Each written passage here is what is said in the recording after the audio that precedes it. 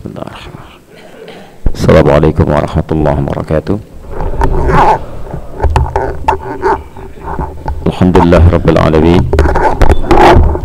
Wassalatu wassalamu ala rasulillahil karim wa ala alihi wa sahbihi ajma'in. Amma ba'd.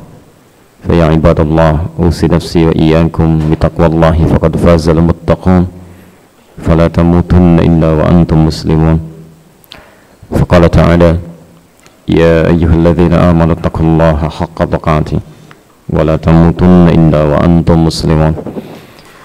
Saudara-saudariku, alhamdulillah, bersyukur pada Allah Subhanahu wa taala kita masih diberikan kesempatan hidup di hari ini 12 Safar 1438 Hijrah.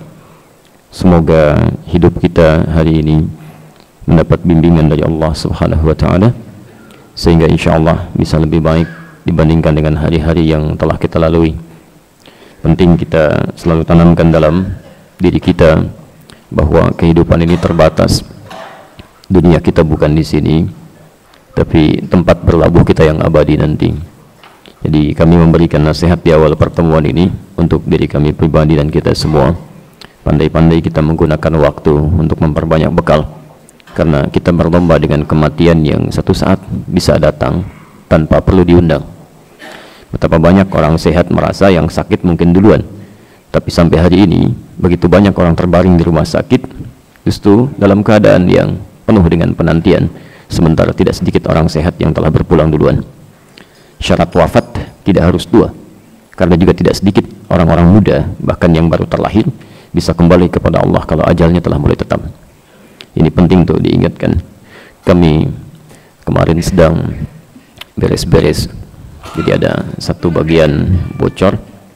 Qadar Allah, saya kemudian rapikan pel. Jadi sebelum sampai ke yang bocor ada rasa minat untuk langsung ke situ. Saya pikir sebaiknya saya mulai dari yang pinggir dulu. Begitu kita berpindah kepada yang pinggir, qadar Allah atapnya runtuh. Ya. Dan Masya Allah, saya pikir Allah berkehendak pada saya untuk mengalami satu hal yang lebih buruk daripada ini. Jadi itu bagian dari takdir yang kita bisa memilih untuk melakukan aktivitas, tapi kita tidak bisa menghindari kematian kalau itu mulai tiba, ya, pada siapapun datang. Tapi Anda bisa mengondisikan mau wafat dalam keadaan baik atau mau wafat dalam keadaan buruk. Tapi Anda tidak bisa memilih apakah akan wafat misalnya di satu tempat tertentu, kapan dan dimanapun. Tapi kita bisa mengusahakan sekali lagi wafat dalam keadaan baik ataupun buruk. Kata para ulama, jika Anda ingin selalu dalam kebaikan, maka rasakan ketika sedang ingin terfikir berbuat salah, seketika akan diwafatkan. Maka orang-orang seperti ini akan selalu terjaga dalam kehidupannya. Anda kalau mau bicara kotor, bayangkan saat bicara kotor itu malaikat maut datang mewafatkan Anda. Anda saat akan melihat tayangan yang tidak dibenarkan, bayangkan seketika ajal Anda tiba. Atau Anda saat berada di kantor walaupun sendirian, berada di satu ruangan yang barangkali sunyi, tidak ada makhluk yang bisa Anda tatap, lalu ada tawaran kepada Anda untuk tanda tangan proyek yang tidak jelas, rasakan ketika Anda akan gerakan pena itu, malaikat datang seketika mencabut nyawa Anda. Insya Allah, mudah-mudahan kita selalu dijaga oleh Allah Subhanahu wa taala, selalu dalam kebaikan. Dan inti kebaikan ternyata tidak hanya terletak kepada amal, karena orang beramal pun belum tentu baik menurut pandangan Allah Subhanahu wa taala. Tidak sedikit ayat-ayat dalam Al-Quran yang menjelaskan bahwa ada orang terlihat melakukan amal saleh, tapi menurut Quran bermasalah. Ya, ada orang yang salat, kata Quran celaka. Fawailul lil musallin, kan? Celaka orang-orang yang salat. Di orang salat saja masih berpotensi celaka, apalagi yang tidak salat. Oh, jangan dilobah ya cara berfikirnya gitu. Ada orang berkata, dulu pernah ada ungkapan, oh, orang salat itu celaka, lebih baik nggak salat, karena yang salat celaka. Anda keliru cara berfikirnya. Ya, jadi yang salat saja masih berpotensi bermasalah, apalagi yang tidak salat. Coba jangan dipotong sampai sini ayatnya. Kalau dipotong sampai sini, jadi persoalan serius nantinya. Karena banyak orang sekarang, ya, mohon maaf ya, barangkali ada sesuatu dalam jiwanya sehingga seringkali memotong-motong berbagai hal, apalagi memotong-motong ayat-ayat Quran. Ya, siapa orang-orang yang celaka ini? Alladzina hum an salatihim sahun, yang lalai dalam salatnya. Siapa orang-orang ini? Masih ditafsir lagi. Alladzina hum yuraun, yang ria dalam menunaikan ibadahnya. Jadi ada orang salat ria bermasalah. Kemudian juga ada orang infak riya bermasalah. Quran surah kedua Al-Baqarah ayat 264 itu, posisi paling kiri itu, ya, sebelah bawah. Ya ayyuhalladzina amanu, hai orang-orang yang merasa telah beriman kepada Allah, la tubtilu shadaqatikum bil manni wal adha. Jangan engkau gugurkan, hati-hati. Jadi ada amalan yang saat dikerjakan, ya, itu ada potensi langsung batal, gugur, ya. Bahkan ada yang setelah dikerjakan langsung gugur, sedang dikerjakan langsung gugur, ada yang sebelum dikerjakan langsung gugur. Bisa terbayang, ya? Bagian terakhir tuh yang paling unik tuh. Sebelum dilakukan sudah hilang pahalanya. Ya, sudah hilang pahalanya. Awas, hati-hati. La tubtilu shadaqatikum bil manni wal adha. Jangan coba-coba Anda gugurkan pakai fi'il mudhari di situ. Ya, sedang, akan, atau nanti. Jadi ada orang yang akan mengerjakan bermasalah, sedang mengerjakan bermasalah, dan setelah mengerjakan pun bermasalah. Karena dia melakukan perbuatan yang merusak sekaligus mengganggu amal yang telah ia kerjakan itu. Ya. Diberi contoh oleh Quran, kalladzi yunfiqu malahu ria'an nas, seperti orang infak yang disertai riya. Riya itu saking bahayanya. Riya itu bisa langsung menggugurkan amalan. Ya. Yang Masya Allah, cara menggugurkannya bisa sebelum amal itu dikerjakan sudah tidak bernilai. Ya, antum misalnya, mohon maaf ya, mau infak, tapi sudah ada niat riya dengan infaknya. Ya, saya mau infak nih, Masya Allah, 10 juta ke masjid, kan? Dari rumah sudah berniat dengan infak yang saya berikan. Orang-orang mesti tahu nih bahwa saya juga pernah bersumbang asih dalam persoalan ini. Sudah berniat demikian dan minta misalnya diumumkan, sebut namanya plus gelar hajinya misal, gitu kan? Masya Allah. Maka yang seperti ini belum infak dikeluarkan sudah gugur amalan, sudah gugur, ya. Ada orang-orang yang Masya Allah ketika amalan itu dikerjakan, ya, ketika dikerjakan, jadi barangkali disampaikan pada panitia, Pak, infak nggak menyebutkan apa, ya kan? Ketika panitia qadarullah menyebutkan ini ada infak sekian, gitu kan, dari hamba Allah, maaf bukan hamba Allah tapi saya muhsin misalnya, kan? Nah, itu bermasalah, gitu kan? Baik, jadi di sini persoalan-persoalan bisa muncul. Termasuk ada orang-orang yang maaf saat infak baik, sedang infak baik, selesai infak misalnya, mohon maaf, lakukan tindakan-tindakan yang merusak amalannya. Tahu nggak yang tadi diumumin? Saya nggak mau riak tuh maksud tadi, tapi itu saya, misalkan. Nah, itu juga persoalan, ya.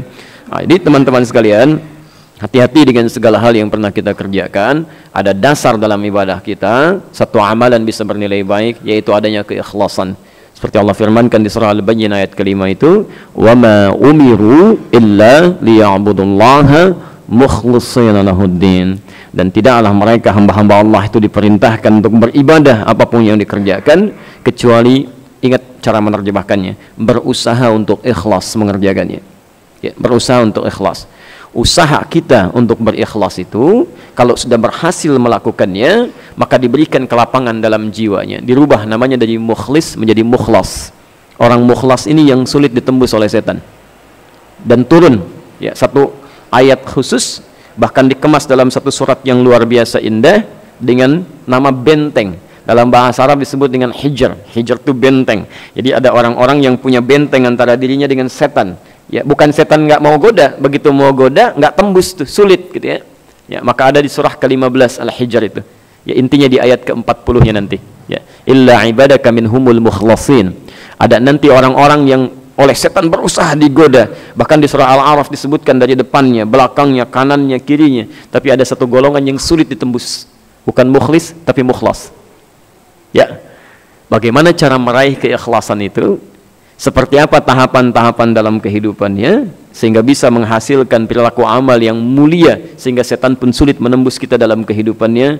Maka Rasulullah SAW memberikan contoh-contoh amalan, teori-teori yang bisa kita jadikan sebagai bahan latihan untuk bisa meraih kemuliaan ikhlas itu. Teori itulah dan contoh-contohnya yang dihimpun oleh Imam An-Nawawi dalam kitab Riyadhus Shalihinnya, dimulai dengan Babul Ikhlas, dan kita masih ada di dalamnya. Insyaallah hari ini kita kembali meneruskan kajian kita. Pertemuan lalu saya tidak sempat bawa kitab, kemudian saya bawakan untuk hari ini untuk menguatkan kembali, sehingga nanti kalau ada persoalan-persoalan yang terkait dengan materi yang pertemuan lalu kita bisa kuatkan kembali. Hari ini kita tegaskan lagi hadis nomor ke-8 dari kitab Riyadhus Shalihin, ya, karya Imam An-Nawawi, masih di babul ikhlas, bab yang menerangkan tentang keikhlasan wa ihdharun niyyah, dan menghadirkan niat dalam setiap amalan perbuatan kita. Bismillah. Wa an Abi Musa Abdullah bin Qais Al-Asy'ari. Hadis ini diterima dan disampaikan hingga tiba kepada kita dari sahabat mulia Abu Musa, ya, kunyahnya Abu Musa. Saya seringkali tegaskan bahwa kalau bertemu dengan nama-nama dalam khazanah keilmuan Islam yang tercantum baik dalam hadis ataupun sirah an-nabawiyah atau tarikh as-sahabah, kalimat Abu itu umumnya, secara umum mengesankan dua hal, dan ini sudah berlaku sejak zaman jahiliyah dan bermakna positif, ya, bermakna positif, dan dipertahankan pada masa Islam, diberikan nilai rasa yang dalam di dalamnya. Baik, satu, ini disebut dengan kunyah namanya, ya, kunyatun, kunyah. Baik, agak lebih bagus ditulis pakai bahasa Arab, dengan bahasa Indonesia bisa dibaca kunyah seringkali, ya. Baik, jadi kalau saya tuliskan misal, sebentar.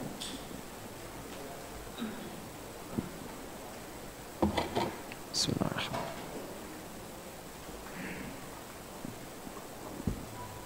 Demikian, ya. Bismillah.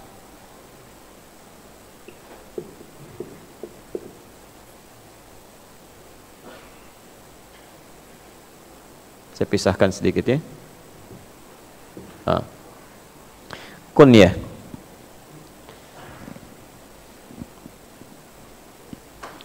Awas, kita harus agak hati-hati sekarang dalam membaca sesuatu, ya. Baik, sekarang banyak persoalan dari bahasa. Pakai dengan tidak pakai bermasalah, gitu kan. Gak repot memang. Baik. Nah, teman-teman sekalian, kunyah makna pertama adalah panggilan yang dilekatkan pada orang tua yang baru dikaruniai anak pertama. Asalnya demikian. Jadi ini ungkapan penghormatan di masyarakat, ya, sekaligus dorongan untuk doa semoga menjadi orang tua terbaik, gitu, ya, ketika mulai diberikan anugerah anak yang pertama. Misal Rasulullah sallallahu alaihi wasallam dikaruniai oleh Allah Subhanahu wa taala anak bernama Al-Qasim, ya, seorang lelaki, maka masyarakat menghormatinya dengan mengatakan Abul Qasim, ya. Demikian paman Nabi sallallahu alaihi wasallam juga, ya, ada yang bernama Imran atau dikenal juga dengan Abdul Manaf, punya anak pertama namanya Talib, gitu kan, maka dikenal dengan Abu Talib, ya. Jelas sampai sini? Baik, jadi ini bagian yang pertama. Boleh kalau Anda ingin terapkan silakan saja, gitu kan. Antum misalnya namanya Doni, anak pertama Asep, ya boleh, ya, Abu Asep, gitu kan. Atau ya kalau ingin dikesankan baik silahkan, gitu kan. Kalau misalnya anaknya Muhammad, Abu Muhammad. Kalau misalnya Ahmad, ya Abu Ahmad, tidak ada masalah di situ, ya. Tapi juga bukan berarti kalau tidak mengambil makna itu menjadi aib, tidak, ya, karena asalnya ini adalah ungkapan di masyarakat sebagai sebuah penghormatan. Yang kedua, biasanya di Arab itu menunjukkan sifat yang sangat dominan, ya, sangat dominan, entah itu disebut baik atau sifat-sifat yang tidak baik yang melekat dalam perilaku seseorang, ya. Ada orang misalnya yang baik, seperti pernah saya kisahkan dulu, ya, ada Abu Hurairah, ya kan? Saya pernah sampaikan pada Anda, ya, sehingga tidak perlu diulang kisahnya, bagaimana sifat kasih sayangnya terhadap anak kucing sehingga anak kucingnya dilekatkan dalam namanya. Ya, Abu Hurairah itu anak kucing liar yang dirawat oleh beliau, saking tingginya perhatiannya disebut dengan Abu Hurairah. Tapi ada juga tidak sedikit sifat-sifat yang tidak baik yang melekat pada seseorang, ya, bahkan tidak sedikit yang dibanggakan dengan tidak baik, yang agak aneh ini, ya, sifat tidak baik melekat pada dirinya tapi dibanggakan, ya. Hati-hati, misal ada orang pintar luar biasa, ya, orangnya tokoh di zaman jahiliyah itu, zaman jahiliyah, tapi mohon maaf, ya, rasa tidak sukanya kepada Nabi sallallahu alaihi wasallam menjadikan semua yang muncul dari Rasulullah itu selalu ditolak, ya. Anehnya musuh-musuh dan lawan yang lain mengakui keunggulan itu, ya, bahkan ketika nanti Heraklius bertanya, ya, kepada sebagian dari mereka, Abu Sofyan bahkan menjawab, ya, dia orang yang tulus, jujur, baik, ya, Masya Allah, amanah, kan? Tapi yang ini enggak, Pokoknya semua yang keluar dari Muhammad SAW itu selalu akan bermasalah. Maka sesuatu yang menolak segala hal yang mengandung unsur kebenaran, kebaikan, walaupun batinnya mengatakan itu yang terbenar, itu disebut dengan jahalah. Orangnya jahil. Kalau terus-terusan menolak disebut dengan jahal, ya, maka disebut dengan Abu Jahal. Ya, jadi kalau ada orang-orang yang pernah menolak, jahil. Tapi kalau terus-terusan menolak gitu kan, dalam hal yang tidak wajar disebut dengan isim mubalaghah. Jadi jahal, ya, jahal. Maka kalau ada orang yang sering kali menolak, ini bapak moyangnya ini. Jelas ya? Jadi kalau ada yang diajak pada kebenaran susah, dengar azan marah-marah susah, gitu kan? Segala ditolak. Nah, itu, ya, bapak moyangnya itu Abu Jahal, baik kan? Jelas di sini? Time. Bismillah. Nah, teman-teman sekalian, di sini ada Abu Musa, ya, itu kunyah. Nama asalnya adalah Abdullah. Abdullah bin Qais bin Sulaim kalau kita ingin lengkapi. Al-Ash'ari berasal dari satu kabilah di Yaman. Jadi ini orang Yaman, Masya Allah. Jadi tidak semua sahabat-sahabat Nabi SAW berasal dari kalangan di Makkah atau di Al-Madinah Al-Munawwarah, tapi juga sebagian ada yang dari luar itu. Ya, ada dari Persia bernama Salman, ada dari Ghatafan bernama Sulaik, kan? Ada kemudian juga Abu Hurairah, Abdul Syams dari Persia juga. Allah. Kemudian diganti nama menjadi Abdurrahman ketika masuk Islam. Poin saya yang paling penting diteladani dari sahabat mulia ini, ya, ada 3 hal. Ini yang bisa kita hadirkan. Sebagian mungkin pernah kita sampaikan, ya. Yang pertama, ketaatannya. Saya ulang, ketaatannya, kepatuhannya kepada petunjuk Nabi SAW. Jadi kalau beliau ini sudah dimintakan sesuatu, ya, umumnya seperti sahabat-sahabat yang lainnya, tapi tingkat kepatuhannya tinggi sekali, ya. Tingkat kepatuhannya tinggi. Jadi Nabi perintahkan apapun segera dikerjakan, larang apapun segera ditinggalkan, ya. Jadi Anda bisa bayangkan, ya, ini sahabat mulia hidup di zaman Nabi, pernah berhijrah sampai ke Habsyah juga, ya, dengan 50 orang plus 2 saudara tertuanya. Ketika kembali menguatkan Islam, menyusul Nabi ke Madinah, gitu kan, surganya dekat dengan dirinya, gitu kan, Masya Allah. Diperintahkan apapun oleh Nabi segera dikerjakan, ya, tidak hanya dengan fardunya, sunnahnya tidak pernah ditinggalkan. Ya. Ada orang-orang yang, maaf ya, sampai hari ini bukan sahabat Nabi, tetangga Nabi bukan, keponakan Nabi juga tidak, gitu kan, surganya belum jelas ada jaminannya, amalannya masih berantakan, hisabnya masih menegangkan, gitu kan. Nah, agak susah sekali mengikuti petunjuk-petunjuk Nabi. Kenapa gitu? Ya, kenapa jangankan yang sunnahnya, malah kebalik, fardunya aja susah. Ya, yang itu sahabat-sahabat Nabi, jangankan fardunya, sunnahnya cepat. Kenapa yang tidak merasa menjadi sahabat Nabi, jangankan sunnahnya, fardunya aja masih susah, gitu kan? Nah, berarti ada sesuatu yang mengganjal yang perlu diperbaiki. Nah, jadi kalau sekiranya kita ingin menjadi orang yang lebih baik, tingkatkan kepada amalan-amalan yang terbaik lagi, yang lebih baik lagi. Jadi tolong ya, kalau bisa kita sama-sama, baik saya, Anda atau kita semua, selalu mengoreksi setiap diberi kesempatan hidup. Ya, misal kita diberikan kesempatan hidup hari ini, alhamdulillah, dan Anda ucapkan kalimat itu saat mulai bangun, alhamdulillah, kan? Nah, kalimat ini ketika diucapkan itu disertai dengan janji. Ada janji itu. Alhamdulillahilladzi ahyana ba'dama amatana, ujungnya apa? Wa ilaihin nusyur, itu komitmen. Hati-hati. Ya, ya Allah, terima kasih, segala puji untukmu yang telah memberikan kesempatan hidup lagi saat Engkau wafatkan sementara, ya. Sementara itu maksudnya di roh kita tergantung Allah saat itu, ya, mau diambil ataupun dikembalikan, ya kan? Tapi ternyata Allah memberi kesempatan sesuai dengan ajalnya, ya. Yang paling menarik sebetulnya kalimat ujungnya, wa ilaihin nusyur, dari kata nasyara, ya. Nasyara itu asalnya tersebar untuk kembali, ya, tersebar untuk kembali. Jadi kalau Anda misalnya berkumpul, ya, seperti sekarang, ya, tersebar dari beberapa daerah, kemudian Anda kembali lagi ke tempatnya, disebut dengan nasyara.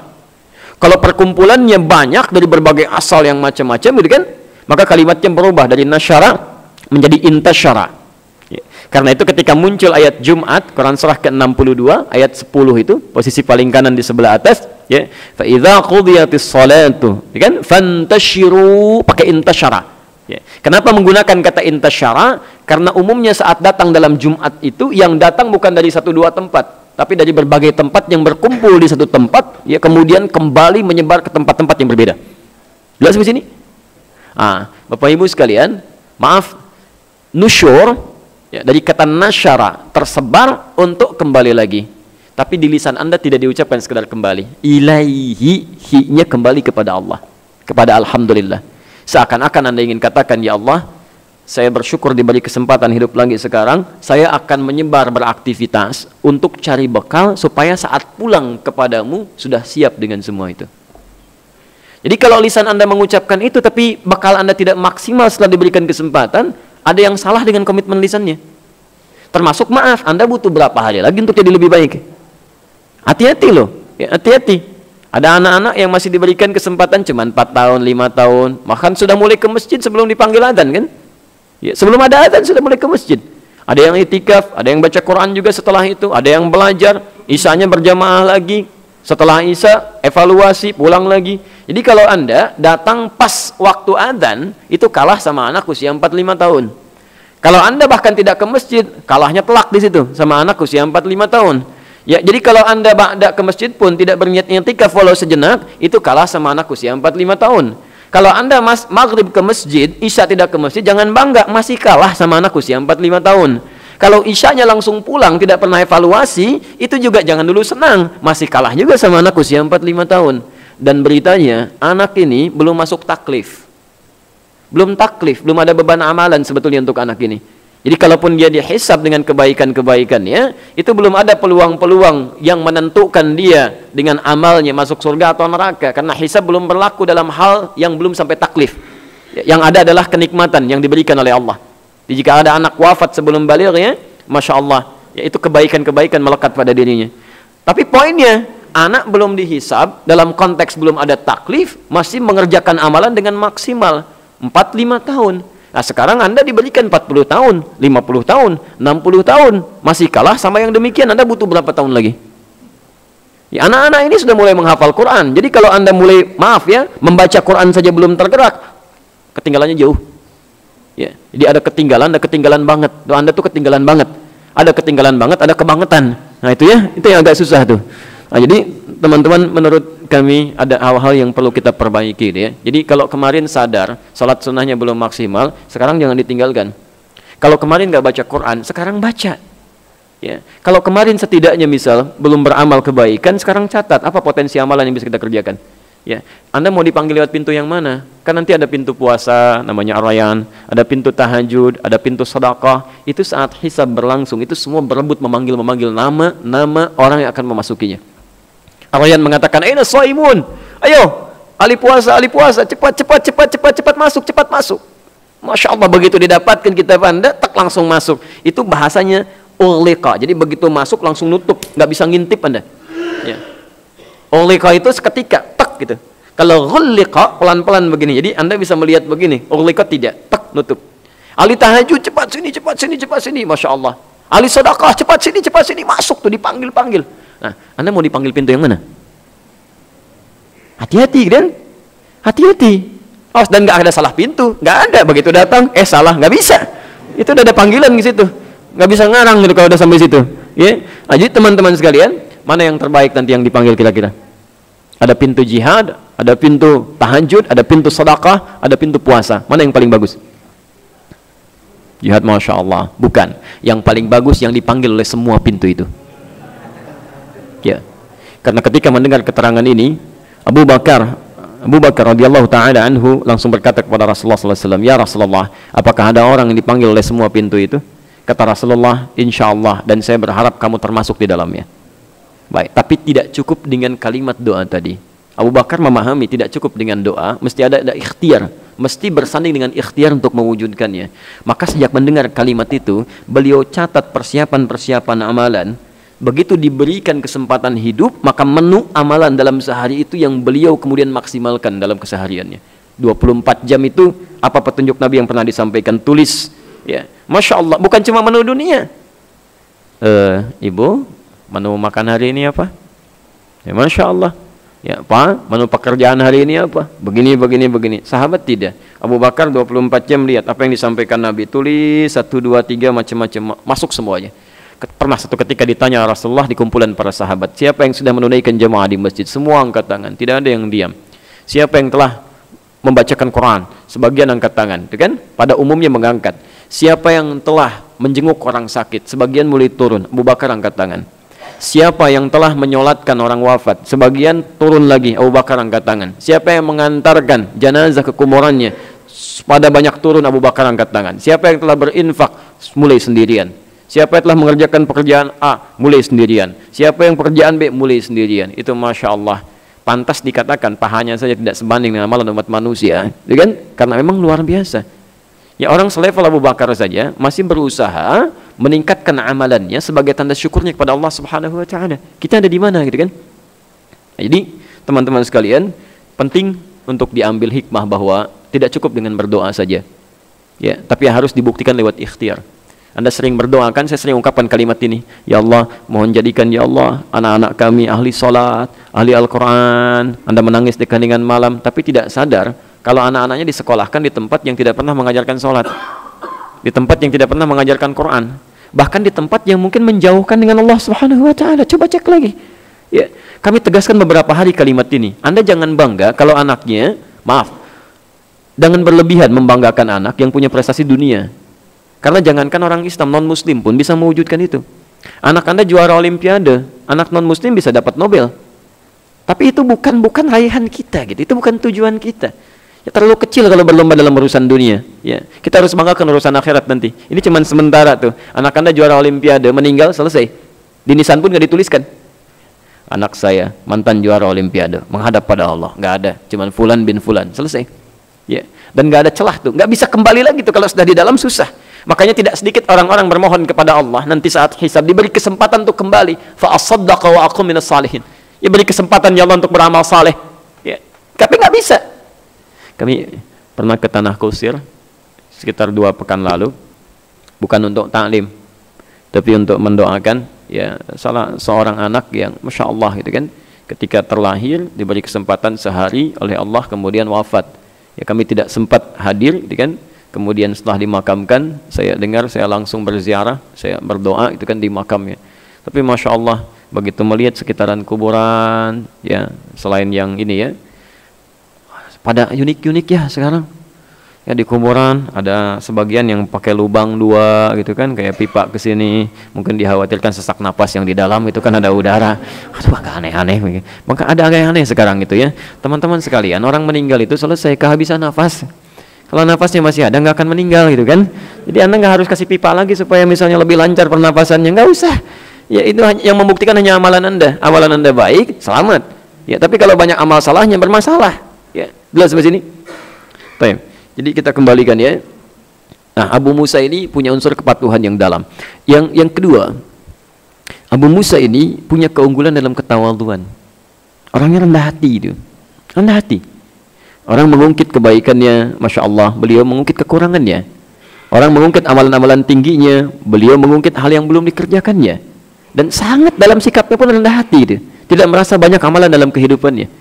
Ini penting untuk kita hadirkan. Jangan sampai saat Anda mengerjakan amal-amal saleh itu merasa cukup dengan amalan Anda, bahkan merasa lebih dibanding orang. Itu berbahaya. Ya, kalau sudah begitu berbahaya itu.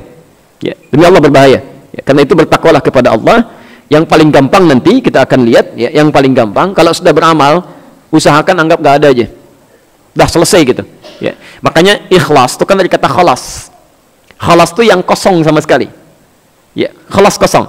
Kosong, tidak ada sangkut paut dengan yang lain, tidak ada yang menyertainya. Ya. Jadi kalau orang sedang kerja misal, mengerjakan sesuatu sudah selesai, ditanya, ya, khalasta? Khalasta. Ya. Sudah belum? Khalas, jawabannya sudah. Sudah itu maksudnya bersih sama sekali, tidak ada lagi pekerjaan-pekerjaan yang terpaut dengan itu. Selesai. Ya. Demikian kalau misalnya ini, Masya Allah, al-qubul khalis, gelasnya bersih nih. Ya. Karena sudah nggak ada tersisa lagi. Ya. Masya Allah. As-sahan khalis, jadi piringnya bersih. Karena Anda tidak meninggalkan satu bagian pun dari nasi melekat di situ atau makanan, sudah habis tuh. Ya, sudah habis misalnya, itu khalis namanya. Ya. Amal khalis pun yang ketika dikerjakan sedang nggak ada tautan dengan yang lain lagi. Makanya Nabi memberi contoh, kalau tangan kanan mengerjakan sesuatu, yang kiri nggak usah lihat. Ini bahasa kiasan ya, dan jangan berlebihan dalam menafsirkannya dengan salah amalan. Ada amalan kanan, kiri, ini dulu lah kita tembungnya. Enggak ya, jangan berlebihan gitu. Jadi maksudnya dalam konteks ini kan kanan selalu gambaran tentang kebaikan. kiri itu gambaran tentang hal-hal yang diungkapkan dalam hal yang negatif pada umumnya. Aliran kiri, pemikiran kiri, ya. Maksudnya jangan sampai kebaikan yang sudah dikerjakan gugur karena ada hal yang buruk yang menyertai itu. Anggap hilang aja, selesai. Ya, sedekah bukan anggap lupa, anggap hilang. Kalau lupa tiba-tiba bisa ingat. Ini yang bermasalah gitu ya. Ini yang kedua, dan yang ketiga ini yang terkait dengan ta'lim. Terkait dengan ta'lim. Abu Musa al-Asy'ari termasuk orang yang diutus oleh Rasulullah sallallahu alaihi wasallam untuk kembali menyampaikan risalah dakwahnya ke tempat beliau tinggal. Jadi pernah bersama Mu'adz bin Jabal kembali ke Yaman, diutus oleh Nabi sallallahu alaihi wasallam untuk mengajarkan kembali materi-materi yang telah dipelajari. Ternyata setelah kami lihat, perhatikan, sunnah sahabat Nabi itu begitu. Begitu belajar, tidak dicukupkan untuk pengetahuan pribadi. Minimal dia akan kembali ke tempat dia beraktivitas, akan temarkan kebaikan-kebaikan itu. Itu sunnah yang ada di Quran surah ke-9 ayat 122, posisi paling kiri sebelah bawah di pojok. Ya, waliyunziru qaumahum idza raja'u ilaihim la'allahum yahdharun. Dan hendaklah setiap orang-orang yang belajar itu bisa membawa kembali materi-materi kebaikannya, share dengan orang di tempat dia berada. Ya, jadi minimal, ya, karena beliau dari Yaman, pulang ke Yaman, ajarkan lagi. Ya, Anda misalnya sekitaran sini, minimal pulang ke rumah, orang rumah bisa dapat. Jadi jangan dibiarkan materi itu untuk menjadikan Anda pribadi soleh sendirian, sementara yang di rumah tidak dapat pencerahan. Ya, karena tidak setiap orang yang bisa bergabung dengan satu komunitas yang sama. Ya, di rumah 5 orang, belum tentu semuanya bisa ikut. Mungkin 1, 2 orang, 3 orang, dengan asal yang berbeda-beda. Nah, itu tebarkan pencerahan-pencerahan dalam kebaikan. Ya, jelas sampai sini? Baik. Bapak Ibu sekalian, saya bacakan hadisnya dengan cepat. Setelah itu saya simpulkan maknanya. Dari sini kita coba berhenti. Kalau ada waktu, insya Allah kami perkenankan. Kalau ada yang ingin mempertanyakan atau memperjelas sesuatu, ya.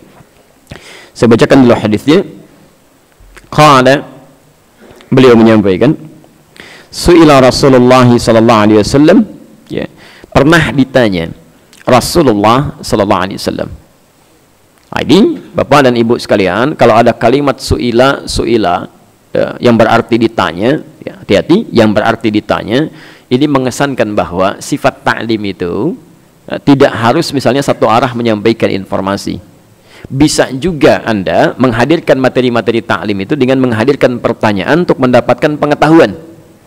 Baik dalam, awas hati-hati, momentum ta'limnya yang telah selesai disampaikan, karena ada adab juga, kami tuliskan dalam Al-Majmu' kemarin, ya, ada di antara para sahabat yang pernah terjadi kasus untuk pelajaran buat kita, untuk pelajaran. Nabi sedang menerangkan, tiba-tiba memotong dengan pertanyaan, didiamkan oleh Nabi. Ya, selesai Nabi menguraikan, dipanggil kembali orang ini, baru dijelaskan. Jadi ini memberikan petunjuk pada kalangan-kalangan pengajar siapapun, ya, ketika mengajarkan sesuatu, usahakan sampaikan dulu dengan tuntas. Sekiranya belum ada yang dipahami, buka ruang untuk berdiskusi bila itu memungkinkan. Tapi ada kondisi kedua yang memberikan gambaran bahwa boleh kita melakukan proses belajar, mendapatkan pengetahuan, tidak harus menunggu sampai kemudian ada sesi ta'limnya. Sekiranya memungkinkan ada pertanyaan-pertanyaan tertentu dan ruangnya bisa dikerjakan, bisa ditanyakan dan bisa dijawab, maka kita bisa menghadirkan itu. Di sahabat pun ada yang sifatnya tidak memungkinkan, misal untuk ikut kepada ta'limnya Nabi, atau yang sifatnya mendesak, maka mereka kemudian meminta fatwa, bertanya pada Rasulullah SAW. Ya. Bahkan Jibril pernah mempraktikkan ini. Ketika sedang ngobrol-ngobrol ringan, tidak ada ta'lim, datang malaikat kemudian langsung mengajukan pertanyaan. Jadi boleh sesi pengajaran itu dibuka misalnya dengan sesi tanya jawab, walaupun tidak langsung menyampaikan materi tertentu. Ya, jelas sampai sini? Baik. Tapi nanti yang penting Anda ketahui, itu pun ada adabnya. Ya, enggak semua setiap keadaan itu bisa ditanya. Ya, hati-hati. Ya, kadang-kadang mesti dilihat juga, ya, ada ustadz yang mengajar misalnya kan, Masya Allah. Ya, sampai dengan malamnya, sesi malam, Anda mungkin langsung enak, langsung istirahat.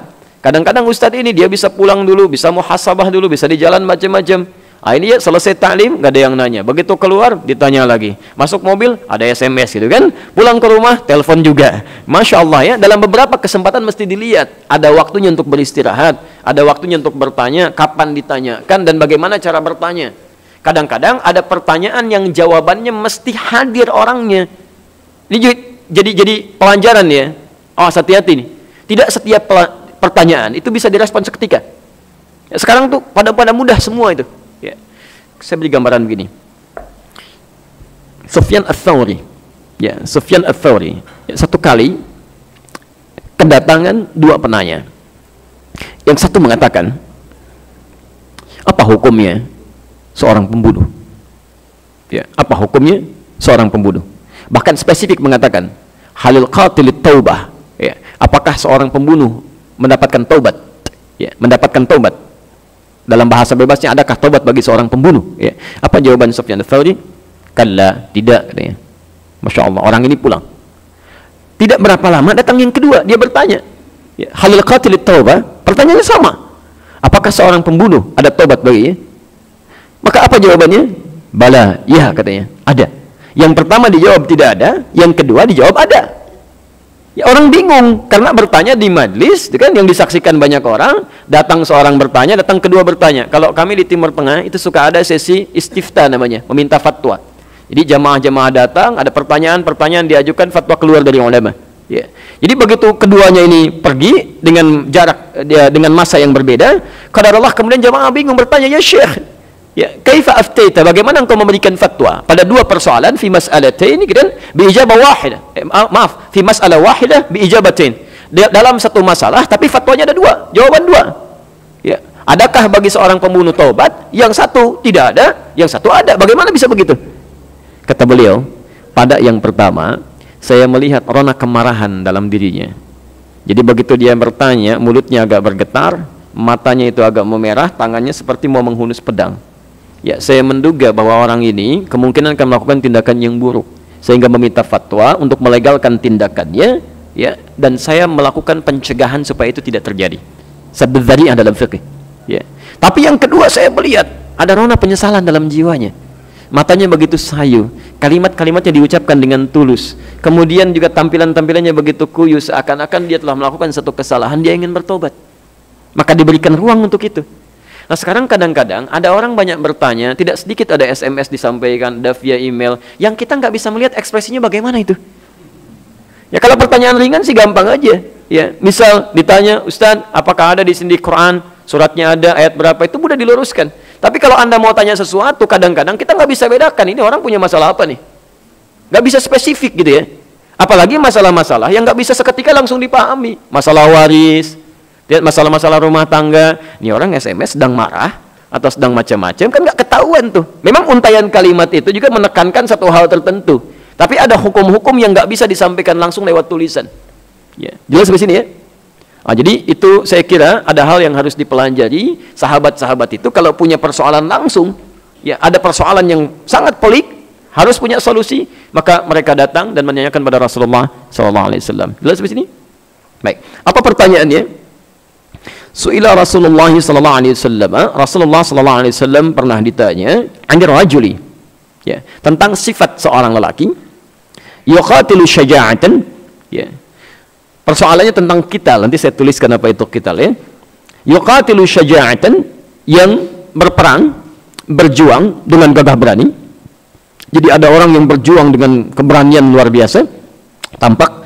Wa yuqatilu hamiyatan, kemudian yang kedua dia berjuang dengan nasionalismenya.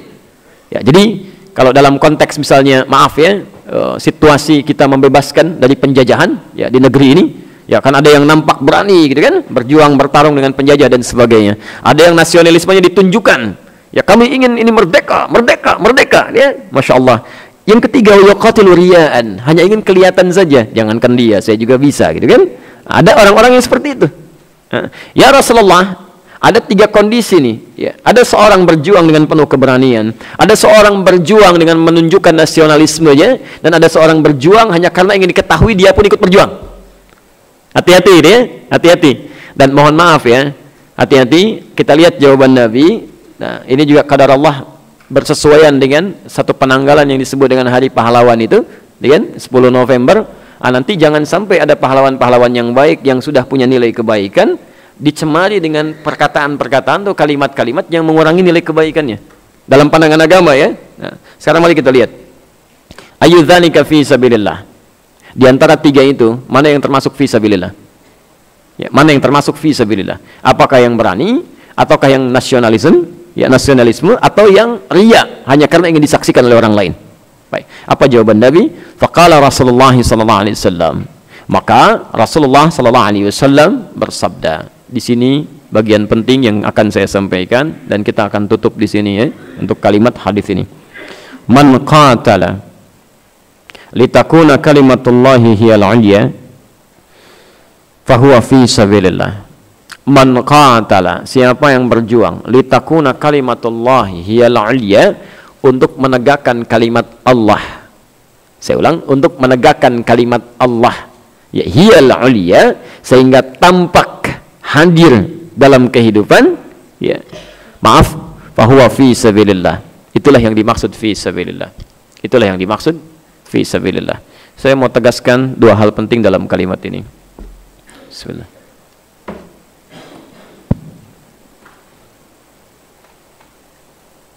Saya hapus sebentar ya.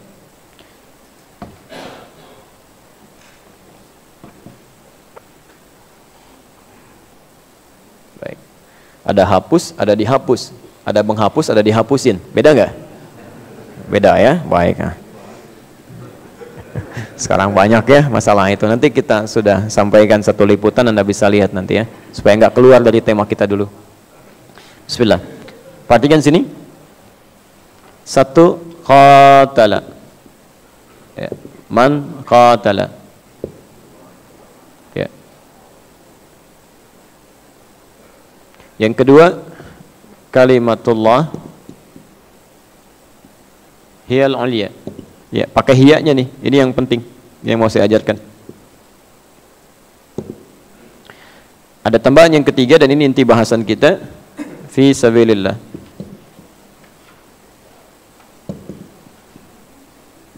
Ya, poin pentingnya yang ini. Baik. Bismillah. Fokus sebentar. Ya, saya akan coba bacakan supaya yang agak kesulitan melihat setidaknya bisa mendengar uraiannya sehingga lebih jelas ya. Kalimat pertama, ya bahasa nabinya man qatala. Ingat betul kalimat ini, sering saya sampaikan. Kalau sudah menggunakan kata man, itu mencakup semua kalangan tanpa batas. Ya, mau besar, kecil, laki-laki, perempuan, man mencakup semuanya. Jadi di sini Nabi tidak membedakan. Ya, mau laki-laki, mau perempuan, mau besar, kecil, ya kan? Sepanjang sudah berlaku hukum pada dirinya menggunakan kata man. Qatala, ya. Di terjemahan barangkali diartikan berperang. Ya, tadi kami artikan berjuang, ya kan? Baik. Qatala ini juga ada padanannya nanti, ya di Al-Arba'in nomor hadis yang ke-8 riwayat Ibnu Umar, ya. Ada kalimat qital juga di situ. Asalnya dari kata qital. Ya, jadi ada qatlun, ada qitalun, itu berbeda. Kalau qatlun ini membunuh. Hati-hati ya. Awas hati-hati ya. Membunuh, menghilangkan nyawa.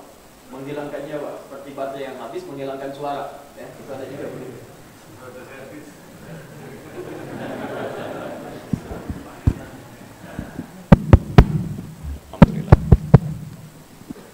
Baik, pelan-pelan.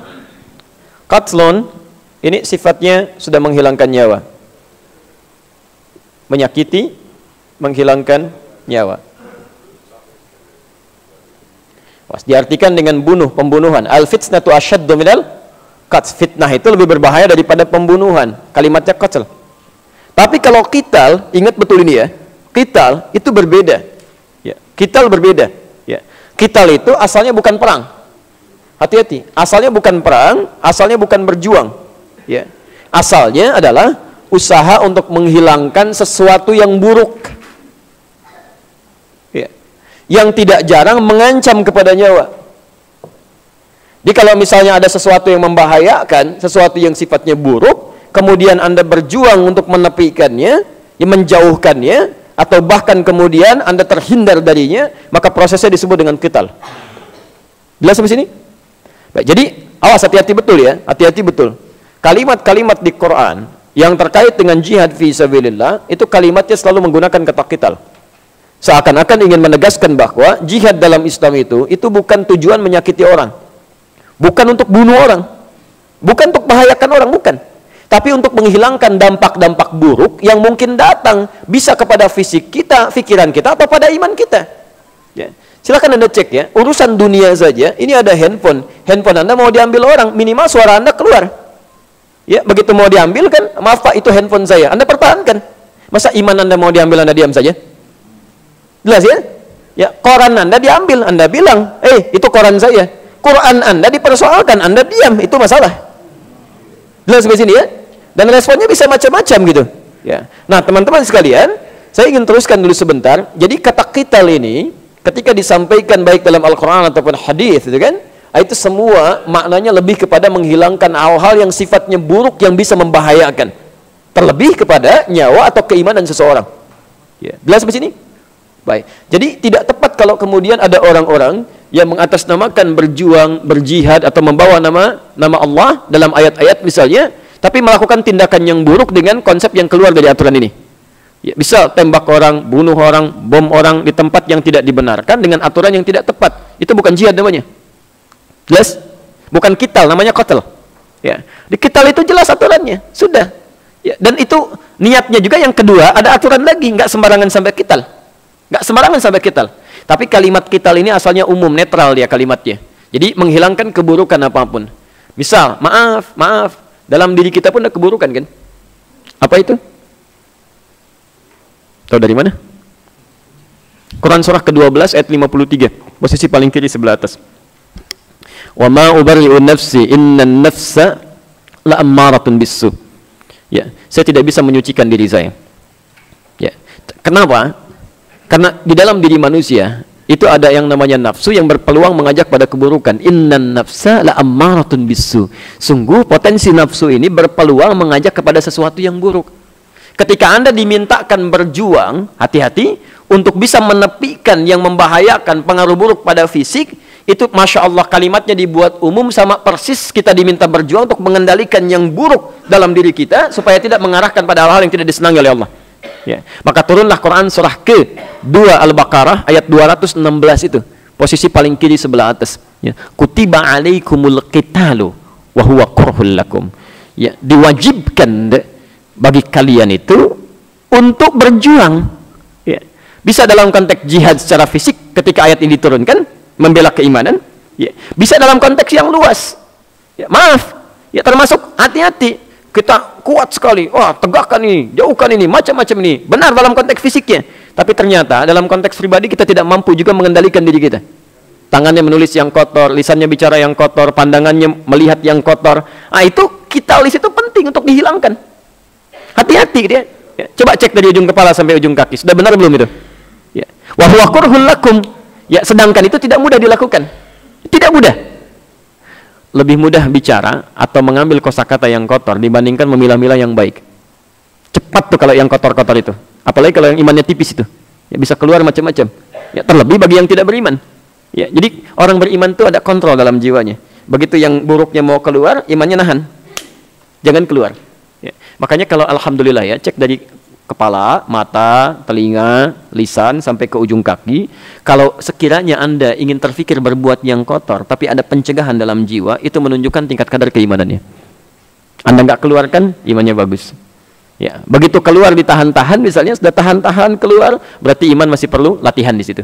Tapi kalau sudah nggak ada pertahanan di situ, keluar ini, binatang ikut dibawa-bawa. Padahal binatangnya aja belum tahu, gitu kan? Bisa terjadi itu. Ya, nah jadi dalam konteks ini berarti menunjukkan bahwa imannya tipis, kalau tidak bukan orang beriman.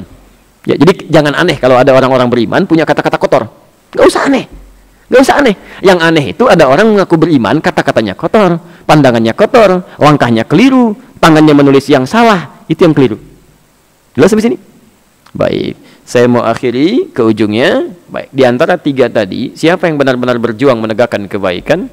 Kata Nabi, ternyata bukan yang paling berani, bukan yang nasionalisme itu, bukan yang karena ria, bukan, ya. Tapi yang bernilai di sisi Allah disebut fi sabilillah adalah yang memang meniatkan perjuangannya untuk menegakkan kalimat Allah, litakuna kalimatullahi hiyal ulia. Intinya yang ikhlas karena Allah, yang ikhlas. Ya. Makanya saya ingin tegaskan di sini, tidak perlu satu tayangan di televisi atau apapun, sudah tercatat dalam sejarah yang bahkan juga jarang dicatatkan, tapi orang semua paham bahwa ulama-ulama kita, negeri ini, catat ini betul ya, catat dengan baik. Nusantara yang berubah menjadi Indonesia, itu benteng yang paling kuat, pejuang yang paling hebat, yang menjadikan dengan izin Allah Nusantara ini menjadi Indonesia, itu Masya Allah, peran paling besarnya bukankah dari kalangan muslim, para ulama, para santri, orang-orang beriman. Dan sekali lagi saya tegaskan kalimat ini, jangan Anda duga bahwa orang-orang beriman itu berjuang hanya ingin sekedar menjadikan Nusantara menjadi Indonesia, mengusir penjajah. Tidak. Dalam sanubari mereka yang paling dalam, litakuna kalimatullahi al-ulya. Makanya teriakan yang keluar bukan teriakan cuman merdeka, bukan. Allahu Akbar, Allahu Akbar, Allahu Akbar, Allahu Akbar. Itu kalimatnya. Tolong jangan hapuskan ini. Ya, tolong jangan hilangkan kalimat ini. Karena itu pun diakui ketika negara ini berdiri menjadi sebuah undang-undang, diucapkan dalam pembukaannya, atas berkat rahmat Allah yang Maha Kuasa. Anda mau tafsirkan apa Allah itu? Nggak ada yang lain. Ya sudah gitu ya. Nah, ini perjuangan yang menunjukkan bahwa orang tua kita itu dulu tuh Masya Allah, itu wujud prakteknya ada dalam kehidupan. Ya, makanya kuasa Allah ini hadir. Ya, dari mana logikanya? Ya, tombak bisa mengalahkan senjata-senjata otomatis yang luar biasa itu. Kalau tidak serta melanjutkan ya perjuangan-perjuangan dan ajaran-ajaran disebutkan oleh Nabi dengan kalimat-kalimat luar biasa itu, uluhiyahnya muncul, rububiyahnya dimohonkan, asma wa sifatnya keluar gitu kan, maka kuasa Allah pun muncul di sini. Jelas sampai sini ya? Nah, itu pemahamannya mesti menggunakan pemahaman-pemahaman yang tulus, yang bijak gitu ya. Karena itu inti dari hadis ini ingin menyampaikan bagi orang beriman itu semua pekerjaannya dia tidak akan alihkan dan tukarkan demi kepentingan yang murah, tidak. Dia akan lekatkan kepada Allah Subhanahu wa taala apapun itu. Baik itu yang ringan apalagi yang kompleks. Ini mau minum, orang beriman itu nggak akan sekedar minum. Dia akan jadikan minuman karena Allah. Minimal dia ucapkan bismillah, bismillah dia minum. Ya. Selesai, alhamdulillah. Makan, bismillah. Selesai, alhamdulillah. Telepon bunyi, Masya Allah, bismillah. Assalamualaikum. Selesai, alhamdulillah, disimpan. Jadi semua kalimatnya lillah gitu kan, lillah. Dan lillah ini responnya akan beda. Jadi kalau Allah panggil dengan kalimat Allah itu akan didahulukan cepat dibandingkan dengan panggilan manusia. Akan cepat tuh. Ya kalau imannya semakin kuat, semakin kuat. Bapak sedang di luar Pak, ini handphone bunyi nih. Iya, bunyi kencang kedengaran di luar. Dikejar nggak? Kejar ya. Kalau bisa sebelum putus terima kan? Masya Allah, Allah panggil tuh melalui muadzin. Allahu Akbar, Allahu Akbar. Bagaimana respon kita? Lebih cepat merespon adzan, lebih cepat merespon handphone. Bisa nggak sebelum putus tuh udah diikuti panggilannya? Anak handphone dikejar-kejar sebelum putus, padahal bisa ditelepon balik. Sholat ketinggalan, mau diulang seperti apa Anda? Karena Anda tidak menjamin bisa hidup sampai Anda mengulang sholat. Ya. Jadi awas, hati-hati. Kita dalam menyikapi panggilan-panggilan Allah, iman tuh beda dengan akal lain. Al-Quran beda dengan Al-Quran. Ya, akan berbeda. Jadi ketika panggilan iman ini sudah muncul, kalimatnya wasari'u, jangan tunda. Cepat gitu ya, cepat. Ya. Selesaikan, segera. Silakan cek. Bukankah panggilan ibadah nilainya cepat? Jumat, fas'au ila dzikrillah, segera. Kenapa diminta disegerakan? Karena ketika Anda tunda, belum tentu bisa mengerjakannya dengan sifat amalan yang mungkin hilang atau Andanya yang wafat. Kalau tidak amalan meninggalkan Anda yang meninggalkan amal. Selesai. Ya. Jelas di sini ya?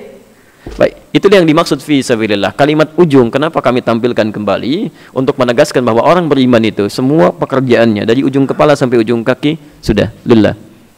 Ya. Nah, saya akhiri bagian terakhirnya. Nanti kita buka ruang kalau ingin disampaikan sesuatu. Kalau tidak ada kita bisa teruskan kalau masih ada waktunya. Teman-teman, perhatikan kalimatnya. Ini Ibnul Qayyim Al-Jauziyah, Masya Allah, rahimahullah, punya konsep yang luar biasa bagus. Ya. Jika berkumpul antara dunia dengan akhirat, maka ikuti akhirat, maka dunia akan mengikuti. Ikuti akhirat, dunia akan membuntuti. Tapi kalau Anda pilih dunia, akhirat akan berpaling. Dan Anda akan capek mengejarnya. Ya.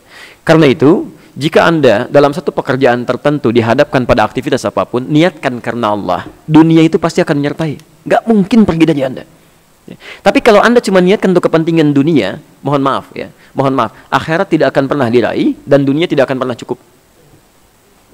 Ini ada minuman. Anda bisa minum. Apa fungsi minuman? Menghilangkan haus. Masya Allah. Kalau Anda cuma minum saja, haus Anda hilang, dunia Anda dapatkan. Maaf, apakah dengan hausnya hilang cukup sampai situ? Tidak, besok haus lagi. Jangankan besok, siang bisa haus lagi. Masya Allah, tapi kalau Anda ikutkan dengan kepentingan akhirat, bismillah, Anda minum. Masya Allah, kalimat bismillah itu yang akan ikut ke akhirat. Begitu kalimatnya diucapkan, hausnya juga ikut hilang. Tapi Anda punya nilai di akhiratnya. Ya, jadi ketika Anda niatkan dengan ibadah, dunianya pada ikut. Ya. Coba silahkan cek ya, silahkan cek. Anda misalnya jualan, ya kan, macam-macam, ya, dan sebagainya. Masya Allah, belum tentu ibadahnya bisa ikut. Anda ke masjid begitu rame, Masya Allah, makanannya mulai muncul, ininya mulai muncul, snacknya mulai hadir, dunianya ikut. Silahkan cek, ya, dunianya ikut. Ya. Makanya kata Ibnu Qayyim al-Jauziyah, kalau Anda dihadapkan pada seperti itu, perlakukan seperti bayangan. Ya, bayangan tuh nggak usah dikejar, nggak ada kerjaan. Ya satu nggak ada kerjaan, yang kedua nggak akan ketangkap. Ada orang nangkepin bayangan tuh kan, dikejar, ini kenapa lari terus gitu kan? Ya, Masya Allah, paling gampang kata beliau, Anda berbalik, bayangan mengikuti Anda. Dunia itu seperti bayangan, semakin Anda kejar tidak akan pernah tertangkap. Cara terbaiknya berbaliklah, maka dia mengikuti Anda. Jelas sampai sini? Baik, kalau dipandang jelas, maka kesimpulannya yang pertama dari hadis ini ingin menyampaikan bahwa ukuran amal bagi orang beriman, saya ulang, ukuran amal bagi orang beriman terletak pada keikhlasannya,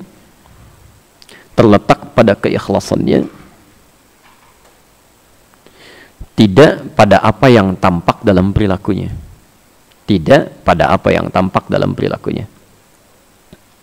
ya. Mohon izin angkat dulu penanya sebentar. Ya, bukan berarti orang-orang yang berjuang bisa membebaskan negara kita ini dari penjajahan tidak ada jasanya. Ada ya, yang berteriak merdeka, yang mengatakan saya nasionalisme, boleh, silakan, ada jasanya, dan jasa itu terkait dengan hukum dunia. Cuma nanti, maaf, kalau misalnya tidak diniatkan karena Allah, itu tidak menjadi bekal sampai di akhirat. Jelas di sini? Baik, kan sama-sama pahlawan juga ya, pahlawan nasional, yang Allahu Akbar, dunianya ikut kan, pahlawan nasional juga. Yang nasionalisme, pahlawan nasional juga, gitu kan? Masya Allah, yang ria juga ditulis pahlawan nasional juga ya, kalau ketulis kan. Cuman di akhirat nasibnya beda-beda tuh, ntar kita lihat sama-sama insya Allah. Ya, kita lihat sama-sama insya Allah. Ya, ada yang pahalanya habis, tergantung dengan amal yang lainnya. Ada yang langsung jadi dosa, yang ria kan langsung jadi dosa tuh. Ya, yang berniat karena Allah itu yang dengan izin Allah bisa mengantarkan ke surga dengan syahadahnya. Ya, baik. Yang kedua, ya, sampai dua saja untuk kesimpulannya. Yang kedua, hadis ini memberikan isyarat,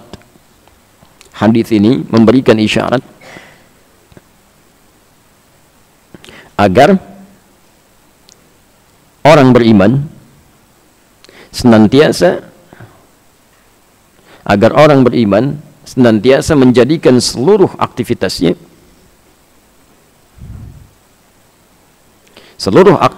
tertuju karena Allah Subhanahu wa taala. Ya, tertuju karena Allah Subhanahu wa taala. Dalam kurung fi sabilillah. Dalam kurungnya nggak usah ditulis Pak, langsung aja begini. Baik. Muttafaqun alaih, disepakati hadis ini oleh Al-Bukhari dan Muslim. Baik, saya kira ini inti uraiannya di hadis kita untuk saat ini. Kami berikan waktu kalau ada yang mau bertanya kisaran 5 sampai 15 menit barangkali. Maksudnya 5 pertanyaan atau 1? Oh, jadi begini ya, tidak begini. Silakan. Kalau ada yang dituliskan bisa lebih baik kalau ingin cepatnya. Sekolah khair, afwan. Nah, ini Mas. Sebenarnya saat masih berkaitan sama masalah yang sekarang lagi terjadi. Pertama, MUI itu dalam ijma para ulama dia statusnya di mana? Yang kedua, kalau di Indonesia kan ada MUI. Kalau di negara lain mungkin ada MUI-nya masing-masing negara lain. Ada juga mungkin ikatan-ikatan para ulama yang seluruh dunia. Nah, kalau seandainya fatwa di MUI tidak ada larangan, tapi di negara lain ada larangan atau bertentangan antara di satu negara dengan negara lain, yang mana yang bisa kita jadikan pegangan? Terima kasih. Pertama, ada pertanyaan tentang status MUI, statusnya seperti apa? Baik, status itu kalimat netral. Mau dilekatkan kepada apa, mana bisa berubah. Apa status Anda di KTP, nikah, tidak nikah, gitu kan? Baik, apa status Anda bekerja atau tidak? Sekarang kalimat ini diletakkan kepada ya para ulama kita, apa statusnya MUI? Mau dibawa kemana arah pertanyaan ini? Apakah status dalam hukum positif misalnya di Indonesia, atau status dalam hukum keislaman? Ya, terkait responnya bagi orang-orang Islam yang ada di dalam lingkungan pemerhatiannya. Mungkin yang dimaksudkan bagian yang terakhir, ya. Baik, apa status MUI, Majelis Ulama Indonesia? Masya Allah, kalimatnya panjang sekali itu. Ya, setiap kalimat akan punya makna. Hati-hati, setiap kalimat akan punya makna. Saya mulai dari kata ulama dulu. Alim. Ulama itu jamak dari kata alim. Alim, apa artinya alim? Baik, supaya tidak ngarang kita kembalikan ke asal bahasanya, gitu ya. Baik. Alim, alim. Jadi ada alim, ada alim, itu beda. Alim asalnya yang tahu. Kalau jadi yang sangat mengetahui, serba tahu semuanya, tidak ada celah untuk tidak tahu, maka berubah kalimatnya dari alim menjadi alim. Jelas? Dia alim yang tahu tentang sesuatu. Alim. Jadi satu orang. Jamaknya disebut dengan ulama. Kalau sudah ulama berarti banyak orang. Awas, hati-hati, jangan tertukar. Ya, Buya Hamka seorang ulama, salah kalimatnya. Alim. Kalau ulama banyak, gitu ya. Awas, hati-hati ya. Hati-hati, kalau ulama itu banyak. Ya, jelas sampai sini? Ini bagian yang pertama. Nah, yang kedua, tahu tentang apa? Ini poinnya. Ya, tahu tentang apa? Dalam istilah-istilah kita, ketika dibawa dalam konteks fikih, ya, ketika disebutkan dalam Al-Quran misalnya kan, ataupun dalam hadis, dalam nuansa fikih, itu berarti orang yang tahu tentang hukum. Jelas sampai sini ya, supaya dibedakan dengan orang yang tahu dengan urusan-urusan yang lainnya. Ya, maka alim jamaknya ulama yang tahu tentang hukum-hukum dalam ibadah, aturan-aturan yang benar. Ya, dari mana tahunya aturan-aturan hukum ini? Seperti apa pengetahuannya? Nggak bebas. Nggak setiap orang tahu hukum disebut alim, tidak. Ada ukurannya. Ukurannya satu di hadis riwayat Ibnu Majah, nomor hadis 233. Baik. Saya bacakan langsung ke ujung hadisnya saja dari riwayat Abu Darda, gitu kan? Wa innal ulama warafatul anbiya. Ingat kalimat ini ya, wa innal ulama, dan sungguh yang disebut para ulama itu, sungguh para ulama itu warafatul anbiya adalah pewarisnya para nabi. Wa innal anbiya la yurithu dinaran dirhaman wala dinaran, dan para nabi itu tidak pernah mewariskan dirham ataupun dinar, tapi mewariskan pengetahuan. Ingat kalimat ini ya, mewariskan pengetahuan. Jadi seorang disebut alim atau ulama, kemudian jamaknya dalam pandangan hukum Islam yang pengetahuannya langsung bersandar kepada nabi. Jadi nggak ngarang sembarangan. Nggak bisa kemudian Anda misalnya baca Quran, ya tiba-tiba lihat terjemahan lalu memberikan hukum, disebut alim, ulama, nggak bisa. Ya, sekarang kan gampang sekali media kemudian mengemas jadi sesuatu yang mudah dengan gelar tertentu. Ya, baru bisa baca Quran sebentar jadi ustadz, gitu kan? Besoknya ngasih hukum jadi alim, jadi ulama, ya? Nah itu jadi keliru di situ. Seseorang disebut dengan alim, kemudian jamaknya ulama, ukuran pertama dalam kaidah hadis, ilmunya mesti tersambung kepada Nabi. Tersambung, ada ukuran itu terus dari si fulan ada guru nyambung kepada Rasulullah sallallahu alaihi wasallam. Kalau itu disebut dengan riwayatnya, ya, riwayatnya, hati-hati. Ini cukup penting ya, Bapak Ibu sekalian, mohon fokus. Terdengar suara saya? Terdengar? Hati-hati. Alhamdulillah. Alhamdulillah ya. Baik. Yang penting niat kita karena Allah ya. Begitu niat, mic datang, gitu kan? Alhamdulillah. Baik. Gak apa-apa, tolong fokus saja ya. Biarkan saya yang terangkan, tulis, hapus, gak apa-apa. Anda lihat aja. Ya. Lihat sini. Alim. Jamannya apa? Ulama. Perhatikan, tidak semua orang bisa disebut ulama. Fokus sini. Ya. Dalam hadis tadi, ya, dari diterima di Abu Darda, adanya di Ibnu Majah, Sunan Ibnu Majah, nomor hadis 233, riwayatnya dari Abu Darda radhiyallahu taala anhu. Namanya Uwaimir bin Amir, punya anak perempuan namanya Darda, dikenal dengan Abu Darda. Ya. Kemudian di sini ada kalimat Nabi, innal ulama warathatul anbiya. Innal ulama warathatul anbiya.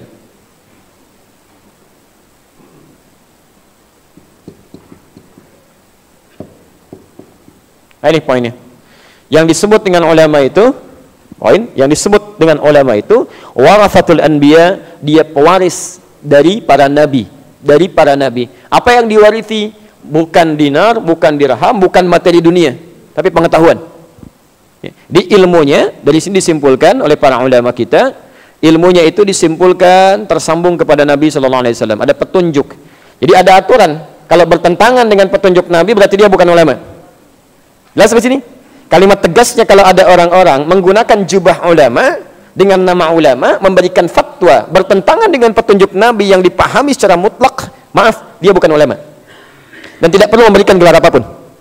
Ya, jelas sampai sini? Ya, baik ustadz, kiai, AA, banyak cuma di Indonesia itu ya, sampai kemudian buya, macam-macam dan sebagainya. Itu tolong simpan saja, berikan kepada yang lain. Ya, jelas sampai sini? Ini kaidah yang pertama, ya. Dan ingat, tidak boleh mencela. Tidak boleh mencela. Ya, orang yang mencela itu menunjukkan hatinya kotor. Kalau Anda balas mencela, hati kita pun kotor. Cukup kita doakan jadi lebih baik, gitu kan? Dan dakwahi dengan lembut. Ini kaidahnya. Nah, orang-orang yang menerima ilmu tersambung kepada Nabi, riwayatnya disebut dengan sanad, makanya ada sanad ilmu. Kan? Kemudian cara dia mengambilnya sampai kembali, ya, pengajarannya sampai ke Nabi, itu disebut dengan isnad. Riwayatnya disebut dengan sanad, ya, cara pengambilannya sampai terus tersambung kepada Nabi disebut dengan isnad. Saking pentingnya persoalan isnad ini, sampai-sampai Imam Muslim itu membuat bab khusus menyantumkan hadis-hadis untuk menegaskan ukuran keilmuan yang benar ini. Sehingga nanti, maaf, untuk mencegah celah-celah penafsiran yang keliru dengan frame yang jelas. Ya. Anda bisa lihat misalnya di Sahih Muslim, ya, yang asli ya, yang asli itu masih berbahasa Arab, ada 9 jilid nanti, ya. Anda lihat di jilid yang pertama, jilid 1, ya, halaman 119, bab yang kelima, hadis nomor 19, posisi paling kiri sebelah atas, ya, terbitan Darul Hadis, cetakannya 2002, ya. Saya beli tahun 2006 tanggal 27 Juni di Husainiyat di belakang Masjid Al-Azhar Kairo, itu harganya masih 450.000. Ya. Gak apa-apa, kita cuma ingin tegaskan bahwa ini ada referensi gitu kan. Baik. Lihat teman-teman, saya bacakan ya. Babul isnad minad din. Ya, bab al-isnad minad din. Bab yang menerangkan bahwa isnad itu, ya, sanad keilmuan yang tersambung dengan ukuran Rasulullah SAW sesuai dengan sunnahnya, minad din, itu sama pentingnya dengan ibadah yang kita kerjakan dalam agama, termasuk bagian dari agama. Jadi maksudnya, kalau Anda salah belajar, ibadahnya bisa salah. Anda belajar tentang fikih sholat, salah belajar, maka sholatnya ikutan salah. Ya, bisa salah. Ya. Bahkan pernah terjadi di zaman Nabi SAW, ada orang belum belajar sempurna di awal-awal Islam, sholat di samping Nabi. Ya, namanya Khalad Az-Zuraiqi. Dia ada di Al-Bukhari, nomor hadis 751, 757, hadis Muslim nomor hadis 397. Babul musifis shalah, bab yang menerangkan tentang orang yang sholatnya bermasalah. Ya, qila bima ma'na, dikisahkan ada seorang lelaki, ya, datang kepada Nabi sallallahu alaihi wasallam, ja'a rajulun ila Nabi sallallahu alaihi wasallam, fadakhala al-Masjid an-Nabawi, masuk ke Masjid Nabi, fa shalla bi jambin Nabi, salat di samping Nabi, dari mulai takbir sampai salam. Falamma sallama yaminan wa shimalan, ketika dia salam ke kanan dan ke kiri, faqala lahu an-Nabi sallallahu alaihi wasallam, maka dikatakan oleh Nabi sallallahu alaihi wasallam pada orang ini, lihat kalimatnya, shalli fa innaka lam tusalli. Anda silakan salat lagi karena Anda belum salat. Padahal dia sudah salam. Fa'ada salatnya 3 marat, dia mengulang salatnya sampai 3 kali. Faqala lahu Nabi sallallahu alaihi wasallam mithla ma kana, tapi Nabi tetap mengucapkan kalimat tadi yang sama, silakan salat lagi. Maka dia berkata, ya Rasulullah ma ahsinu ghairah, ya Rasulullah saya enggak bisa lebih bagus lagi dari yang tadi. Ilmunya memang segitu. Ya, ilmunya segitu, ya. Maka perhatikan apa kata Nabi? Ya, faqala lahu Nabi sallallahu alaihi wasallam, dia berkata, alimni, tolong ajarkan saya. Alimni, tolong ajarkan saya. Kata Nabi, idza qumta ila shalah, kalau Anda ingin tunaikan salat dengan sempurna, asbighul wudu, sempurnakan dulu wudu, begini caranya. Famastaqbilul qiblah, menghadap ke kiblat, begini caranya. Lalu diajarkan dari mulai takbir sampai salam. Dari sinilah kita mendengar kalimat yang kita hafalkan sampai hari ini. Al-Bukhari nomor hadis 651. Sallu kama ra'aitumuni. Salatlah kalian seperti kalian melihat saya salat. Pertanyaan saya, Bapak Ibu pernah lihat Nabi? Di mimpi barangkali? Mimpi aja nggak pernah ketemu, bagaimana bisa melihat sesuai sholatnya, sesuai dengan sholat Nabi? Maka kita mesti belajar dari orang-orang yang pernah melihat Nabi. Si fulan melihat, diajarkan sampai ke kita. Turunan itu yang disebut dengan isnad. Riwayatnya disebut dengan sanad. Kalau Anda menemukan orang-orang seperti ini, yang ngajarnya demikian, dia pastikan sesuai dengan petunjuk Nabi, benar dia sampaikan, itu alim. Jamanya ulama. Jelas sampai sini? Baik. Yang kedua, tidak cukup sampai sini. Karena juga ada orang yang mengajarkan demikian, tapi niatnya salah. Niatnya salah. Kalau cuma berhenti sampai sini, sekarang banyak. Bahkan yang pintar banyak. Ya. Makanya ada ukuran kedua di Quran surah ke-35 Fatir ayat 28 sampai 29, posisi paling kanan sebelah bawah. Saya langsung ke ujungnya saja. Langsung ke ujungnya. Innama yakhshallaha min ibadihi al-ulama. Oh, hati-hati. Innama yakhshallaha min ibadihi al-ulama. Sungguh yang paling takut kepada Allah itu adalah ulama. Jadi oleh Quran sifat ulama itu tidak hanya disikapi dengan tahu, tapi punya sifat yang kedua, dan ini yang paling menentukan. Khasyah namanya. Khasyah itu rasa takut luar biasa kepada Allah. Ya, Anda dengar petir misalnya kan, kencang sekali halilintarnya, gelisah tidak? Baik, tapi seketika sedang tenang begini, suara singa di belakang, oh, gitu kan? Persis di belakang ini. Gelisah tidak? Bukan gelisah, takut. Ya, yang pertama disebut dengan khauf, yang kedua disebut dengan khasyah. Jelas? Di khauf itu masih umum. Bisa tinggi, bisa standar, bisa rendah. Tapi kalau sudah khasyah, sudah itu puncak paling tinggi. Jadi para ulama-ulama itu kalau mau bicara, hati-hati, karena takut lisannya tidak sesuai dengan apa yang Allah ridhai. Takut fatwanya bertentangan dengan hukum Allah yang telah ditetapkan. Takut jalannya berbeda dengan apa yang telah Rasulullah tunjukkan. Ini ada nilai takut di sini. Takut dakwahnya kehilangan sifat-sifat keikhlasan yang telah dibimbing oleh Al-Quran. Jadi nggak ada sifat ulama itu tiba-tiba keluar kalimat-kalimat yang mohon maaf itu ya, bahkan berani berbeda dengan keputusan Allah, itu mustahil, itu disebut ulama. Mustahil. Mustahil. Ya. Ada yang pintar banyak, yang punya sanad juga ada. Tapi tiba-tiba kalimat-kalimatnya bertentangan dengan hukum Allah, ringan diucapkan, ada kalimat olok-olok di dalamnya, itu bukan ulama. Bukan ulama. Bahkan ada ayat khusus terkait dengan itu. Tinggalkan yang seperti itu. Ada Quran surah keempat ayat 140, posisi paling kiri sebelah bawah di pojok. Ya. Wa qad nazzala 'alaikum fil kitab. Ya, telah ditetapkan ketentuan dalam Al-Qur'an. An idza sami'tum ayatin-lahi. Kalau Anda mendengar ayat-ayat Allah yukfaru biha, diingkari itu, wa yustahza'u biha, atau minimal diolok-olok. Lisan siapapun yang mengingkari Quran, mengolok-olok nilai Al-Qur'an, kan? Masya Allah, kalimatnya indah sekali dalam Quran. Bukan cela, bukan bully, bukan tuduh macam-macam, tidak. Cukup fala taq'udu ma'ahum. Tinggalkan mereka, jangan sertai mereka. Tinggalkan. Kalau ada itu asalnya duduk. Tapi kalimat dasarnya bukan duduk, ya, aktivitas yang membuat nyaman. Bukankah saat nonton TV Anda duduk? Bukankah saat membaca Anda duduk? Bukankah saat mendengar sesuatu Anda duduk? Masya Allah, maksudnya jangan bernyaman-nyaman dengan mereka. Kalau ada siaran di TV, tinggalkan siarannya. Kalau ada bukunya, nggak usah dibeli, nggak usah dibaca, tinggalin aja. Isolasi semua aktivitasnya. Kalau dia berprofesi apapun, tinggalkan. Pedagang, boikot, nggak usah dibeli, selesai. Dia pengacara, jangan pakai jasanya. Dia politikus misalnya, saya nggak mau bawa tikus sebetulnya ya, supaya nggak salah kalimatnya ya. Dia orang politik, jangan pilih partainya, selesai. Tinggalin aja. Ya. Kata Quran, tolong, ini sudah jelek. Kalau sudah kelihatan jeleknya, jangan repot-repot mengeluarkan kalimat yang jelek untuk mengomentari kejelekan. Buang-buang waktu. Buang-buang waktu. Mengomentari sesuatu yang sudah jelas keadaannya, itu buang-buang energi, buang-buang waktu, dan buang-buang berbagai hal. Selesai. Ya. Sudah jelas mendung, tinggal persiapan aja, ngapain dikomentarin lagi? Duh, mendung ya, emang. Ya kalau sudah jelas mendungnya, ngapain dikomentari? Sudah jelas begitu kok. Ini orang sudah jelas salah, nggak usah dibahas kesalahannya lagi. Capek-capek bikin banyak persoalan lagi nantinya. Biasanya membahas yang sudah salah akan banyak persoalan lagi. Ya, dan muncul masalah lagi, masalah lagi, masalah lagi. Apalagi kalau itu terus dibela, jadi banyak persoalan nantinya. Ya. Yang paling gampang, tinggalkan orang-orang ini. Itu pun niatnya Masya Allah. Hatta yakhudhu fi hadithin ghairi. Kata Allah bukan ingin dihinakan sebetulnya, ingin memberikan jalan supaya dia kembali ke jalan yang benar. Caranya begitu. Sebab orang-orang ini punya penyakit di hatinya. Penyakit hati beda dengan penyakit fisik. Penyakit hati itu biasanya kalau sudah semakin parah, semakin diingatkan, semakin merasa hebat. Ya. Bahkan ada gium dalam dunia psikologi, ya. Orang yang kena gangguan jiwa disebut orang apa biasanya? Baik, orang gila itu dalam dunia psikologi ada gium, orang gila itu orang yang merasa benar sendiri, yang lain gila semua. Jelas ya? Pokoknya yang lain salah semua, ya. Maaf, yang lain gila, dia yang benar. Ya, dia yang benar sendirian gitu kan.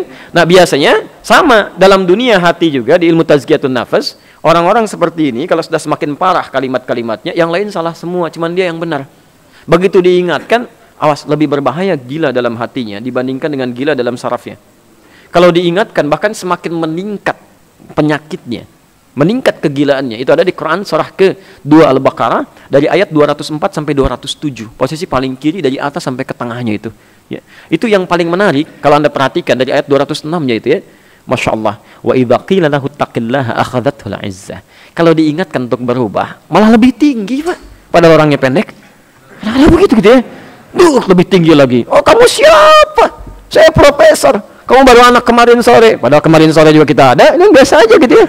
Jadi kadang-kadang kalimat-kalimatnya sudah nggak wajar gitu ya. Nggak wajar. Wah, ini nggak benar ini. Ini kalau tidak salah paham, pahamnya yang salah. Oh, bukan. Bukan, nggak ada yang salah paham. Tidak ada yang pahamnya salah. Yang ada, Anda yang salah, Anda yang tidak paham. Selesai, tapi nggak bisa gitu kan. Jadi capek, Anda capek. Ya semua terlibat, jadi bising, jadi gaduh gitu kan. Lebih baik tinggalkan orang-orang ini, sudah selesai gitu kan. Begitu ditinggalkan, kita sibukkan dengan pekerjaan-pekerjaan yang baik. Jelas sampai sini? Ya. Tolong kita tidak bicara orang ya, tidak bicara orang, tidak bicara hal tertentu, kita bicara tentang hukum yang terkait dengan itu. Adapun kalau ada korelasinya itu resiko pembahasan. Ya. Baik, ya betul ya, saya kembalikan dulu. Akan seperti itu, jadi semakin dipersoalkan, semakin banyak masalah. Coba, nanti ada liputan kami yang terbaru, mudah-mudahan bisa segera juga ditampilkan. Kami coba memberikan bahasan untuk pencerahan dan edukasi masalah-masalah bahasa gitu. Karena sekarang yang bermasalah bukan bahasanya Pak Ibu. Yang bermasalah itu ada permainan logika yang banyak ditampilkan. Itu pola-polanya, pola-pola orang-orang mustasyrikin gitu, orientalis. Ya. Orientalis itu orang-orang yang memang mendalami hal tertentu dengan dua tujuan. Kalau bukan ingin merendahkan orang timur, itu ingin spesifik langsung menepikan Islam dalam kehidupan di muka bumi ini. Caranya banyak. Salah satunya bermain lewat logika, dan itu yang tidak mudah. Tidak mudah. Saya beri contoh begini misalnya ya. Sekarang kan banyak dimunculkan ya.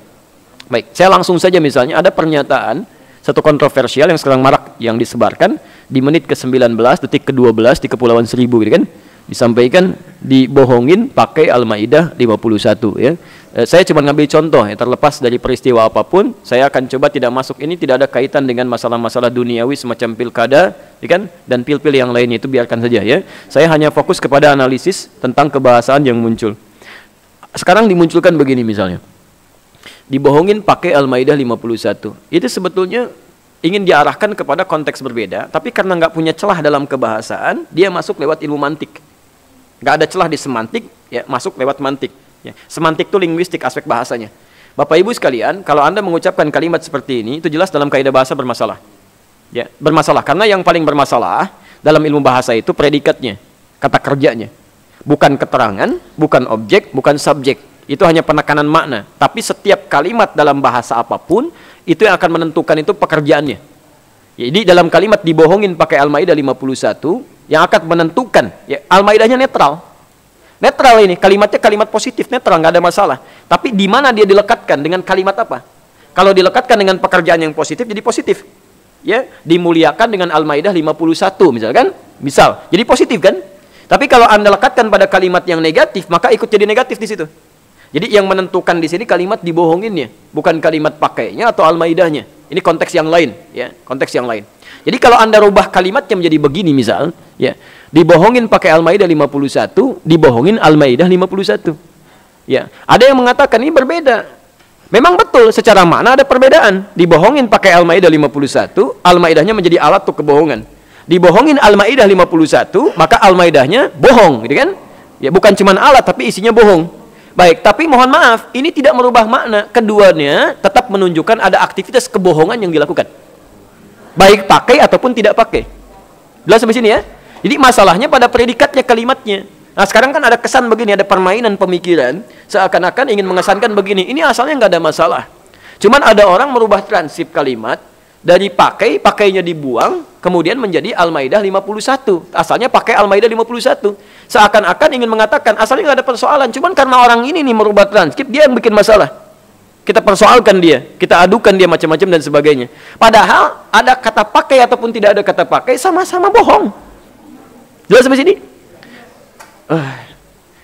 Dipukul pakai mic, dipukul mic. Anda pilih mana tuh? Sakit nggak? Mau coba? Aja sama-sama aja, kalimatnya sama gitu kan? Ada aktivitas pukul di situ. Nah, akhirnya orang tidak menemukan celah yang pertama ini, dia masuk ke celah yang kedua. Dia kasih analogi lain, tetap itu beda. Bahkan saya agak bingung ya, yang menyampaikan ada yang bergelar profesor, guru besar, membuat sebuah pernyataan. Menurut saya, tidak harus menjadi guru besar dan profesor untuk memahami logika ini. Gampang gitu kan? Ya, insya Allah. Ya, anak TK aja mungkin belum paham itu kan? Untuk TK gitu kan? Tapi kita kan bukan anak TK. Kita bukan anak TK gitu kan? Kita orang-orang yang punya nalar, yang diberikan karunia oleh Allah untuk berpikir. Jadi jangan sembarangan kalau bicara sama manusia itu, hati-hati karena manusia punya daya pikir. Ya, maka dikatakan, kami berikan analogi. Makan pakai sendok dengan makan sendok kan beda. Makan pakai sendok berarti sendoknya digunakan sebagai alat makan. Makan sendok, sendok yang dimakan. Kata orang ini kan beda. Beda makna kan? Masya Allah, kalau diungkapkan seketika dengan kalimat yang cepat, Anda bisa mikir, oh iya ya. Oh iya. Tapi kalau kita gali dengan sisi logika, itu perbandingan yang sangat salah. Komparasi yang keliru. Bapak Ibu sekalian, makan pakai sendok itu kalimat aktif. Dibohongin kalimat pasif.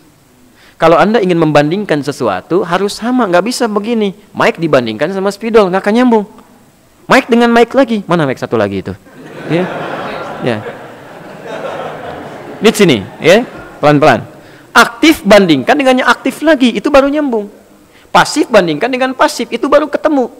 Makan pakai sendok, makan pakai tangan. Makan sendok, makan tangan. Kalau pengen silahkan. Itu baru nyambung. Di mananya serupa. Makan pakai sendok, makan pakai tangan. Jadi sendok dan tangan digunakan sebagai alat makan. Makan sendok, makan tangan, sendok atau tangannya yang dimakan. Seimbang. Tapi kalau pasif dengan pasif lagi. Dibohongin pakai Al-Maidah 51, dibohongin Al-Maidah 51. Dipukul pakai mic, dipukul mic. Baru nyambung. Silakan cek. Ya, akan sama rasanya, sama nilainya. Nah, itu logika itu dibawa dalam hal kehidupan kita dengan konsep yang luas. Pilih mana? Pilih mana? Pemimpin non-muslim tapi jujur atau orang Islam yang koruptor? Baik, hati-hati. Kalau Anda sudah mendengar satu kalimat bikin Anda bingung, berarti ada yang salah dalam frasenya.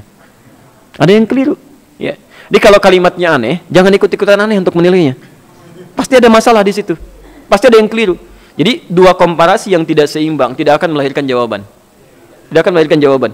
Ya, kalau Anda ingin bandingkan yang jujur dengan yang jujur lagi. Pilih mana? Non-muslim yang jujur atau orang Islam yang jujur, baru seimbang. Ya. Sama pilihan kedua, Anda pilih mana? Non-muslim yang tidak jujur atau orang Islam yang tidak jujur? Pilih mana? Pilih yang lain. Nggak ada pilihan di situ juga. Ya.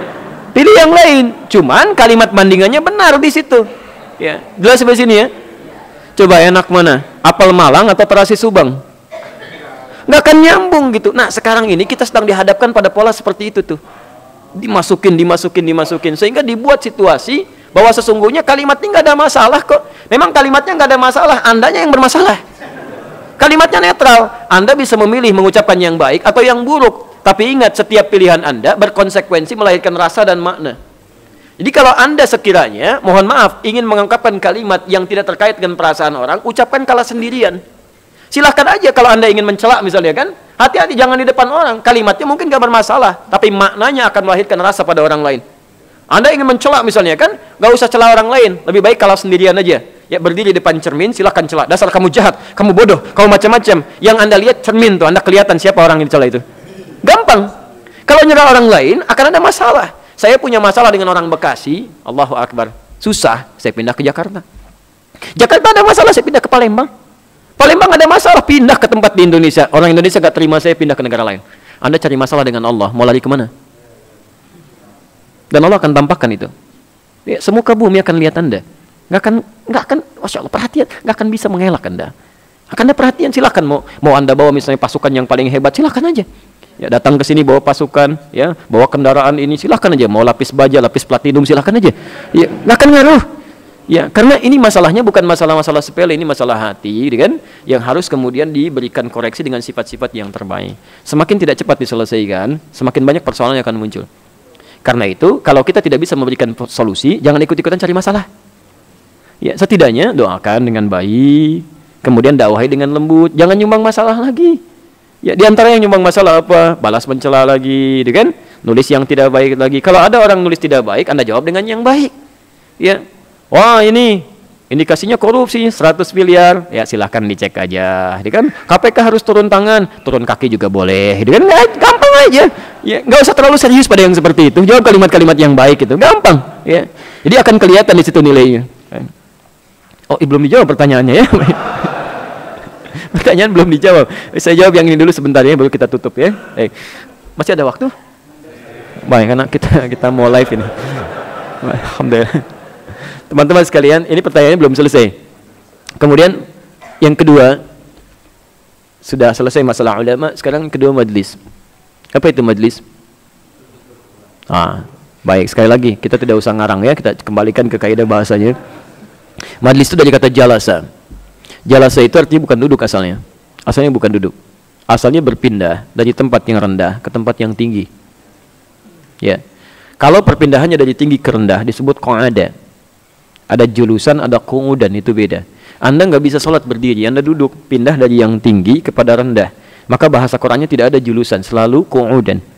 Alladzina yadhkurunallaha qiyaman wa qu'udan. Ali Imran 191. Fa idza qadaytumus salata fadhkurullaha qiyaman wa qu'udan. Duduk ya, pindah ke tempat rendah. Anda duduk di bawah, saya minta fadhal ijlis. Ya, saya sudah duduk kok. Tidak, maksudnya pindah ke tempat yang lebih tinggi. Silahkan naik ke kursi. Terangkat. Tempatnya disebut dengan majlis. Di majlis itu bukan sekedar tempat, tapi bisa mengangkat Anda dari derajat yang rendah ke tempat yang lebih tinggi. Posisi yang lebih tinggi. Jamaknya disebut dengan majalis. Masya Allah. Tempat para ulama, kenapa disebut dengan majlis? Seakan-akan ingin mengesankan ulama yang baik itu bukan sekedar memberikan pengetahuan kepada Anda, tapi mengangkat derajat Anda di hadapan Allah Subhanahu wa taala. Mengangkat keimanan Anda. Mengangkat pengetahuan Anda dengan baik, bukan cuma sekedar pintar. Makanya kalimat majalis disandingkan dengan kata iman di Quran surah ke-58 ayat ke-11 itu. Ya. Ya ayyuhalladzina amanu idza qila lakum tafassahu fil majalisi. Jika dikatakan pada Anda luaskan majlis. Bentuknya jamak. Kalimat majlis disandingkan dengan iman. Ulama yang baik ketika dia menyampaikan apapun di tempat manapun, keberadaannya selalu menampilkan aspek-aspek kebaikan yang mengangkat keimanan kita di mata Allah Subhanahu wa taala, dalam pandangan Allah. Bahkan dia nggak bicara pun melihatnya, Masya Allah, terangkat keimanan kita itu. Ingat dengan Allah. Belum bicara sudah ingat kepada Allah. Kan tipikal manusia macam-macam itu. Yang saleh itu kelihatan, jadi semakin ingin takwa kita kan. Ada yang melihat orang ingin semakin menghindar. Tipikalnya dua, kalau bukan bermaksiat punya utang. Dengan macam-macam bisa terjadi dalam kehidupan. Nah sekarang lihat kalimatnya.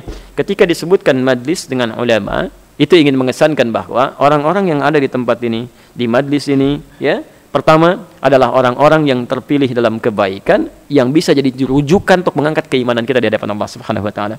Ya. Makna internalnya, jangan sampai memilih orang-orang yang duduk di tempat ini tapi membuat umat jauh dari Allah. Enggak boleh kemudian ada orang bergabung di majlis ulama misalnya, di majlis ulama manapun, orang-orang yang diberikan gelar sebagai ulama duduk di majlis tapi menurunkan, bukan menaikkan, menurunkan keimanan umat sehingga jauh dari Allah Subhanahu wa taala. Itu enggak boleh. Enggak tepat misalnya seorang anggota majlis ulama kemudian memberikan fatwa yang keliru, pendapat yang menurunkan iman dan sebagainya, ya, itu tidak tepat. Nah, sekarang kalau itu diungkapkan dengan majlis ulama masih umum sifatnya, dimanapun bisa ada. Ya, di Mesir, di Saudi ada Darul Ifta, kan? Tempat untuk memberikan fatwa, ada semuanya, dan itu yang kumpul ulama, mufti-mufti di situ. Baik, ketika dilekatkan kalimat Indonesia, Majlis Ulama Indonesia, maksudnya tempat berkumpul ulama itu dibatasi, kan? Yang di Indonesia bukan di tempat lainnya. Apa kaitannya dengan fatwa di sini? Baik, pertama saya jawab dulu kepada Anda bahwa otoritas ulama ini kalau sudah memberikan fatwa maka jadi rujukan. Saya ulang ya, maka jadi rujukan. Ingat, ada da'i, ada mubaligh, ada alim, ulama, ada mufti, itu berbeda. Bahkan terakhir qadhi, yang terakhir. Ya, qadhi. Ya. Kalau ustadz itu masih kalimat umum. Bentuknya bisa mubaligh. Mubaligh itu yang menyampaikan sesuatu. Penyampaiannya disebut dengan tabligh. Yang tidak harus mengenakan atribut tertentu. Tabligh itu hanya sekedar menyampaikan. Saya sampaikan materi, Anda share lagi, sampaikan pada orang. Itu Anda sedang tabligh dan Anda menjadi mubaligh.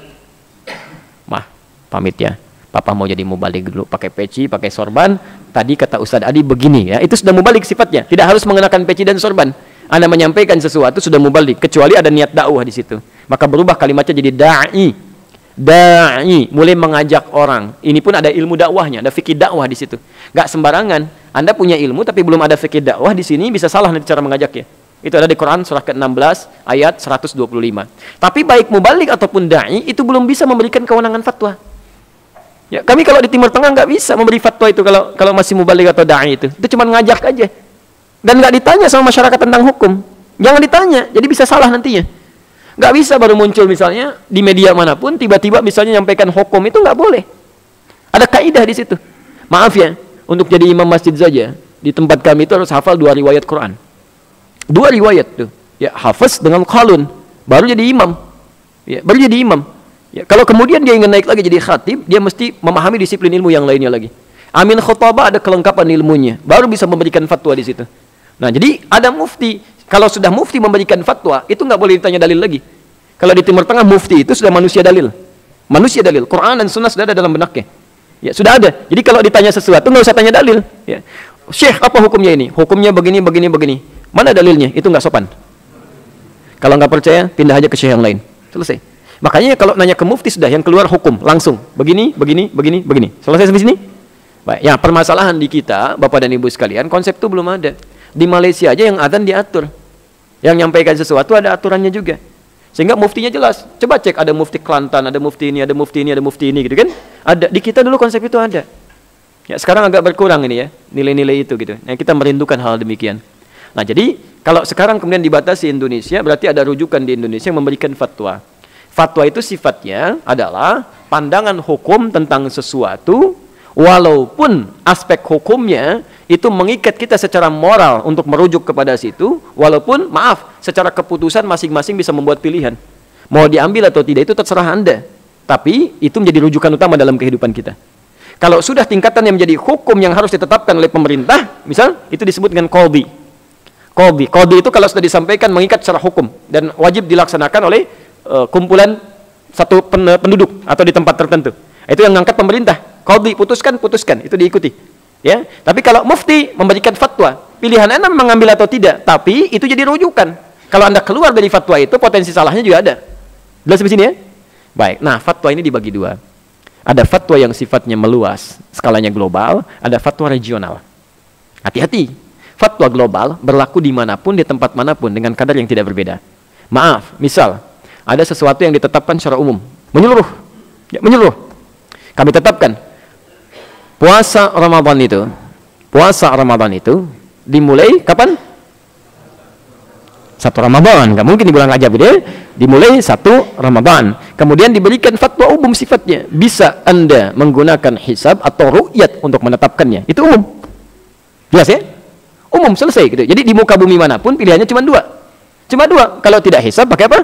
Ru'yat, selesai. Jadi kalau di luar ini berarti salah. Itu bukan menyalahi yang regional saja. Sedunia itu bisa kaget. Di Indonesia ada fatwa baru menyatakan bahwa menetapkan awal Ramadan bisa melihat dengan ketinggian ombak. Wah, itu heboh itu sedunia. Ya, atau ketinggian posisi bulannya. Itu bisa aneh itu. Ya, jadi maaf ya, bukan berarti zaman Nabi nggak ada pantai, banyak pantai, tapi nggak gitu-gitu amat. Si amat aja nggak gitu ya. Nah, jadi dalam beberapa hal seperti ini, kalau sifatnya sudah global, jauhi. Semua memberikan fatwa yang sama. Dari mulai ngangkat seperti ini, An-Nasai 886, langsung letakkan ke sini. Diangkat, fawadha, langsung letakkan. Tidak ada gerakan berbeda. Dari mulai Maroko sampai ke Merauke itu sama semua fatwanya. Diangkat langsung simpan. Ya, dari sinilah kemudian Anda teliti hadis ya, dari yang paling sahih sampai yang paling palsu tidak menunjukkan gerakan lain. Jadi kalau Anda angkat misalnya, kami tidak bermaksud menyalahkan, tapi agak keterlaluan kalau masih seperti itu gitu kan. Diangkat seperti ini, misal saya bosanlah kiri terus duluan. Saya pengen kanan masuk duluan, kiri kemudian baru saya tutup. Ya kan? Nah, ini bukan menyalahi yang regional, seglobal pun bisa kaget. Ya, maaf, jangankan yang sahih, di hadis palsu aja nggak ada. Ya, jadi pemalsu hadis pun tidak tertarik memalsukan hadis ini, saking jelasnya gitu. Ya, jadi ini bagian yang tidak boleh kita berbeda di situ. Tapi ada fatwa regional yang tidak bisa sama satu dengan yang lainnya. Karena kejadian-kejadian yang tampak di tempat itu bisa berbeda. Bisa berbeda. Regional pun dibagi lagi, ada lokal-lokal, bagian-bagian. Baik, mohon izin. Apa hukumnya ayam? Halal, gitu kan? Secara umumnya. Tapi kalau ayam itu mati bukan disembelih, ada di satu tempat ayamnya dimakan misalnya bukan dalam sembelihan, maka keluar fatwa regional di situ. Hukum ayam haram, ya kan? Haram itu untuk berlaku di situ. Jangan dibawa ke umum, bisa salah nanti ya. Baik ya? Jadi asalnya hukum ayam itu apa? Halal. Nah, kemudian dia matinya tidak disembelih, maka jatuh haram. Nah, sekarang matinya disembelih gitu kan? Maka apa hukumnya sekarang? Belum tentu kalau disembelihnya tidak menyebut nama Allah. Ini kan? Bisa sembelih aja begini, kan ada yang begitu tapi nggak menyebut nama Allah. Maka keluar lagi fatwa di situ. Baik, nah sekarang baru kalau disembelih menyebut nama Allah, bismillahi Allahu akbar. Apa hukumnya? Belum tentu kalau yang disembelih ayam tetangga. Bisa jadi, bisa berbeda. Nah, ini yang maksud saya, ada yang disebut dengan ya betul, ya. Jadi ada situasi-situasi turunan yang menjadikan fatwa bisa berbeda satu dengan yang lainnya. Ini disebut dengan illat. Illat, ya. Al-hukmu yaduru ma'illatihi. Kaidah usul fikihnya itu. Ya, jadi nggak sembarangan nih. Ini Quran dengan sunnah, itu hukum bukan? Tuh, salah, jangan ngarang. Itu sumber hukum. Menjadi hukum ketika diolah. Ya, sesuai dengan kebutuhan, sesuai dengan sumber hukumnya. Mau diterapkan kemana ini? Untuk menerapkan itu ada kaidahnya. Kaidahnya kalau jadi hukum disebut dengan fikih. Kaidahnya kaidah fikih, disebut qawaid fiqhiyah. Di situ ada dasar, disebut dengan dasar itu usul. Makanya ada usul fikih. Dia nggak sembarangan melihat sesuatu hukumnya begini, tidak, ada turunannya. Di usul fikih ada kaidah al-hukmu yaduru ma'illati. Hukum itu akan bersesuaian dengan sebabnya. Sebab di tempat satu dengan tempat yang kedua bisa beda. Makanya bisa menerapkan hukum ya di luar hal yang sudah tidak yang sudah jelas tuntunannya. Kalau jelas nggak bisa kita berikhtiar lagi. Ya. Sekarang kalau MUI sudah mengeluarkan fatwa, coba lihat fatwanya. Kalau memang kejadian spesifik berada di hukum wilayah Indonesia yang tidak terjadi di tempat lain, beda sistemnya dengan tempat lain, maka itu yang diijtihadkan oleh para ulama dengan hukum-hukum terapan yang berbeda. Ya. Misal kemarin kan ramai demonstrasi gitu kan, dan ada pertanyaan antara boleh tidak bolehnya, ramai gitu kan, diperdebatkan. Yang nggak tahu pun ikut ramai juga gitu. Itu yang agak aneh itu di situ. Ya. Masya Allah, ulama aja nggak ribut, kenapa yang di bawahnya pada ribut? Satu ramai dengan yang lainnya. Kami sudah bahas panjang lebar sebetulnya, tapi pendekatan hukumnya begini. Ya, Anda tidak tepat kalau mengambil satu hukum ditempatkan di tempat lain dengan konteks yang berbeda, itu bisa salah. Tapi kalau aspeknya sama, itu baru bisa dilakukan. Ya, misal, saya beri contoh begini misalnya, kan? Ada hukum berlaku khusus di Saudi, melarang demonstrasi, itu jelas. Demonstrasi dilarang. Makanya Anda mau tanya pada ulama manapun di Saudi, hukumnya jelas, tidak akan ada berbeda. Haram hukumnya, tidak diperkenankan. Karena sifatnya sudah stabil, hukumnya sudah diatur dengan jelas, hukum turunannya pun jelas mengatur itu.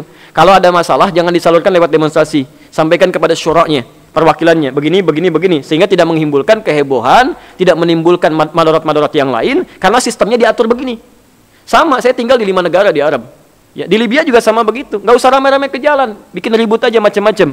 Hukum di sana, karena setiap daerahnya punya perwakilan. Sampaikan ke situ, sampaikan ke situ, sampaikan ke situ. Hukum dibuat begitu. Ini menyampaikan ke atas. Kalau tidak puas, adukan ke mahkamah yang ini. Nyambung semuanya, turunannya ada, dilihat di situ. Oke? Nah, hukum di kita itu ketika mengatur hukum positifnya di negara kita memberikan gambaran. Nah, kalau Anda misalnya punya persoalan, maka sampaikan ke sini. Ada lewat jalurnya dewan, kan? Sampaikan ke sini, ke sini, ke sini. Kalau Anda misalnya tidak puas dengan ini, adukan lagi. Salah satunya memberikan ruang untuk menyampaikan aspirasi yang diistilahkan oleh bahasa orang-orang sekarang dengan demonstrasi. Anda bisa datang, sampaikan, tapi diatur adabnya begini. Nah, turunannya apa? Dalam Islam ada pandangan. Silahkan kalau mau diskusi dulu, saya dengarkan dulu ya. Nah, dalam Islam ada pandangan. Bagaimana menerapkan hukum Islam dalam konteks yang seperti ini? Maka aturan pertama, ikuti dulu aturan keislamannya. Dalam Islam kalau ada yang menyimpang, falyughayyir, kemudian biyadi, ya. Kemudian au bilisani. Au kemudian yang paling rendah biqalbi fa huwa adhaful iman. Tapi siapa yang menyalurkan itu? Orang-orang yang punya otoritas.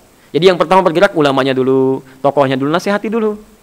Ya, misalnya tidak cukup dengan nasihat itu, belum bergerak juga, maka tempuh jalur hukum yang lain. Belum bergerak juga, ikuti hukum yang lain. Hukum turunannya ada ketaatan terhadap pemegang otoritas. Apa ketaatannya? Hukum yang diterapkannya.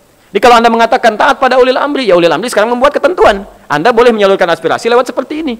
Makanya kami sebut kemarin ini syiar kalau diterapkan dengan benar. Kalau demo itu lebih kepada protes massal karena ketidakpuasan tertentu. Kalau kemarin itu kan bukan itu mana kecil lah. Kemarin itu kan izah yang mau ditampakkan. Ada syiar, ada macam-macam. Nah, menyalurkan syiar itu macam-macam. Ada yang turun ke jalan dengan konsep tadi, karena pemerintahnya mengatur begini, kita ikuti. Kalau pemerintah nggak membolehkan, nggak boleh demonstrasi, maka nggak boleh dilakukan. Selesai. Tapi ini dia memberikan ruang. Di sini kita ikuti, cuman adabnya yang disalurkan ke situ dengan benar. Silahkan. Nah, tapi jangan semua dituntut untuk turun begitu juga, karena setiap orang punya porsi yang berbeda. Ya, mungkin bisa beda-beda. Ada yang dengan nasihat, kan? Ada yang dengan berjuang di media sosialnya, ada yang berjuang dengan tulisannya, ada yang macam-macam. Itu sama nilainya. Sama nilainya gitu kan. Kemarin hari apa terjadinya? Jumat. Masya Allah. Waktunya kapan? Ba'da Jumat. Di hari Jumat ada kewajiban apa? Sholat Jumat, lalu Anda paksa orang semua sudah ke Jakarta aja, misal gitu ya, misal terjadi semuanya ke Jakarta. Siapa yang tanggung jawab Jumatan di tempat masing-masing? Begitu pergi semuanya, ada orang yang tidak bisa keluar karena sakit tapi bisa ke masjid. Tiba-tiba mau Jumatan, khotibnya nggak ada. Ya sendirian, khotib sendiri, gitu kan? Imamin sendiri, ini sendiri, yang nggak ada Jumat nantinya, kosong, gitu kan? Jadi ada orang-orang berjuang dengan porsinya, termasuk kalangan ibu-ibu yang mungkin juga nggak bisa keluar semua, gitu kan? Ada anak-anak yang harus pamit juga. Jadi ada adab-adab di situ diatur, tapi poinnya adalah masing-masing punya cara untuk mengekspresikan syiarnya, tapi harus ketentuan yang benar sesuai dengan ruang syariat, tanpa harus saling melahirkan dosa-dosa baru. Nggak usah saling mencela lah, ngapain mencela? Nggak ada kerjaan. Jadi kalau misalnya ada yang syiar seperti ini, Allahu Akbar, Masya Allah, banyak tuh yang bergabung. Ada yang dari Madinah, ada yang dari macam-macam, ada yang bahkan alumninya, ada yang segalanya gitu, kumpul di situ, silahkan. Tapi tidak semua bisa ke sana. Ya, ada yang hadir juga di sini, dan semua senilai. Itu ada di Quran, surah ke-9 ayat 122. Jadi poinnya bisa sama. Ya, tetap yang salah itu yang tidak punya rasa, atau yang salah itu, ya, maaf ya, yang saling mencela, atau yang lebih salah lagi, yang sudah tahu salah masih dibela. Jelas ya? Baik. Dan kalau sudah jelas, maaf, jelas uraiannya? Baik, kalau sudah jelas, sudah paham, tidak perlu banyak dibahas lagi, kan? Dan berlakulah hukum Al-Maidah di sini, bukan yang 51, tapi yang 100 sampai 101 itu. Ya, maaf saya cek dulu, jelas uraiannya? Paham? Baik, saya bacakan ayatnya. Ya ayyuhalladzina amanu la tas'alu an asya'a in tubdalakum tasukum. Hei orang-orang yang masih merasa punya iman, telah beriman kepada Allah, jangan lagi, jika uraian sudah jelas disampaikan, jangan lagi banyak dipertanyakan, khawatir pertanyaan-pertanyaan itu menjadikan yang jelas semakin tidak jelas nantinya. Baik ya? Jelas uraiannya? Ada pertanyaan? Tidak, cukup ya? Baik. Ini nanti kita bahas di pertemuan berikutnya. Saya kira kami cukupkan dulu. Jika ada benar itu petunjuk Allah dan Rasulnya, kalau ada pendapat saya yang dikeluarkan menyalahi ketentuan Al-Quran dan Sunnah, cepat tinggalkan pendapat saya, ambil pendapat Ustadz lain yang lebih baik, dan tolong sampaikan kepada saya untuk dikoreksi, dan dengan itu kita semua bisa bersinergi dalam kebaikan. Itu yang mungkin paling baik yang bisa kita kerjakan dengan izin Allah Subhanahu wa taala. Subhanakallahumma wa bihamdika asyhadu an la ilaha illa anta astaghfiruka wa atubu ilaik. Wa akhiru da'wana alhamdulillahirabbil alamin. Wa 'afwu minkum. Assalamualaikum warahmatullahi wabarakatuh.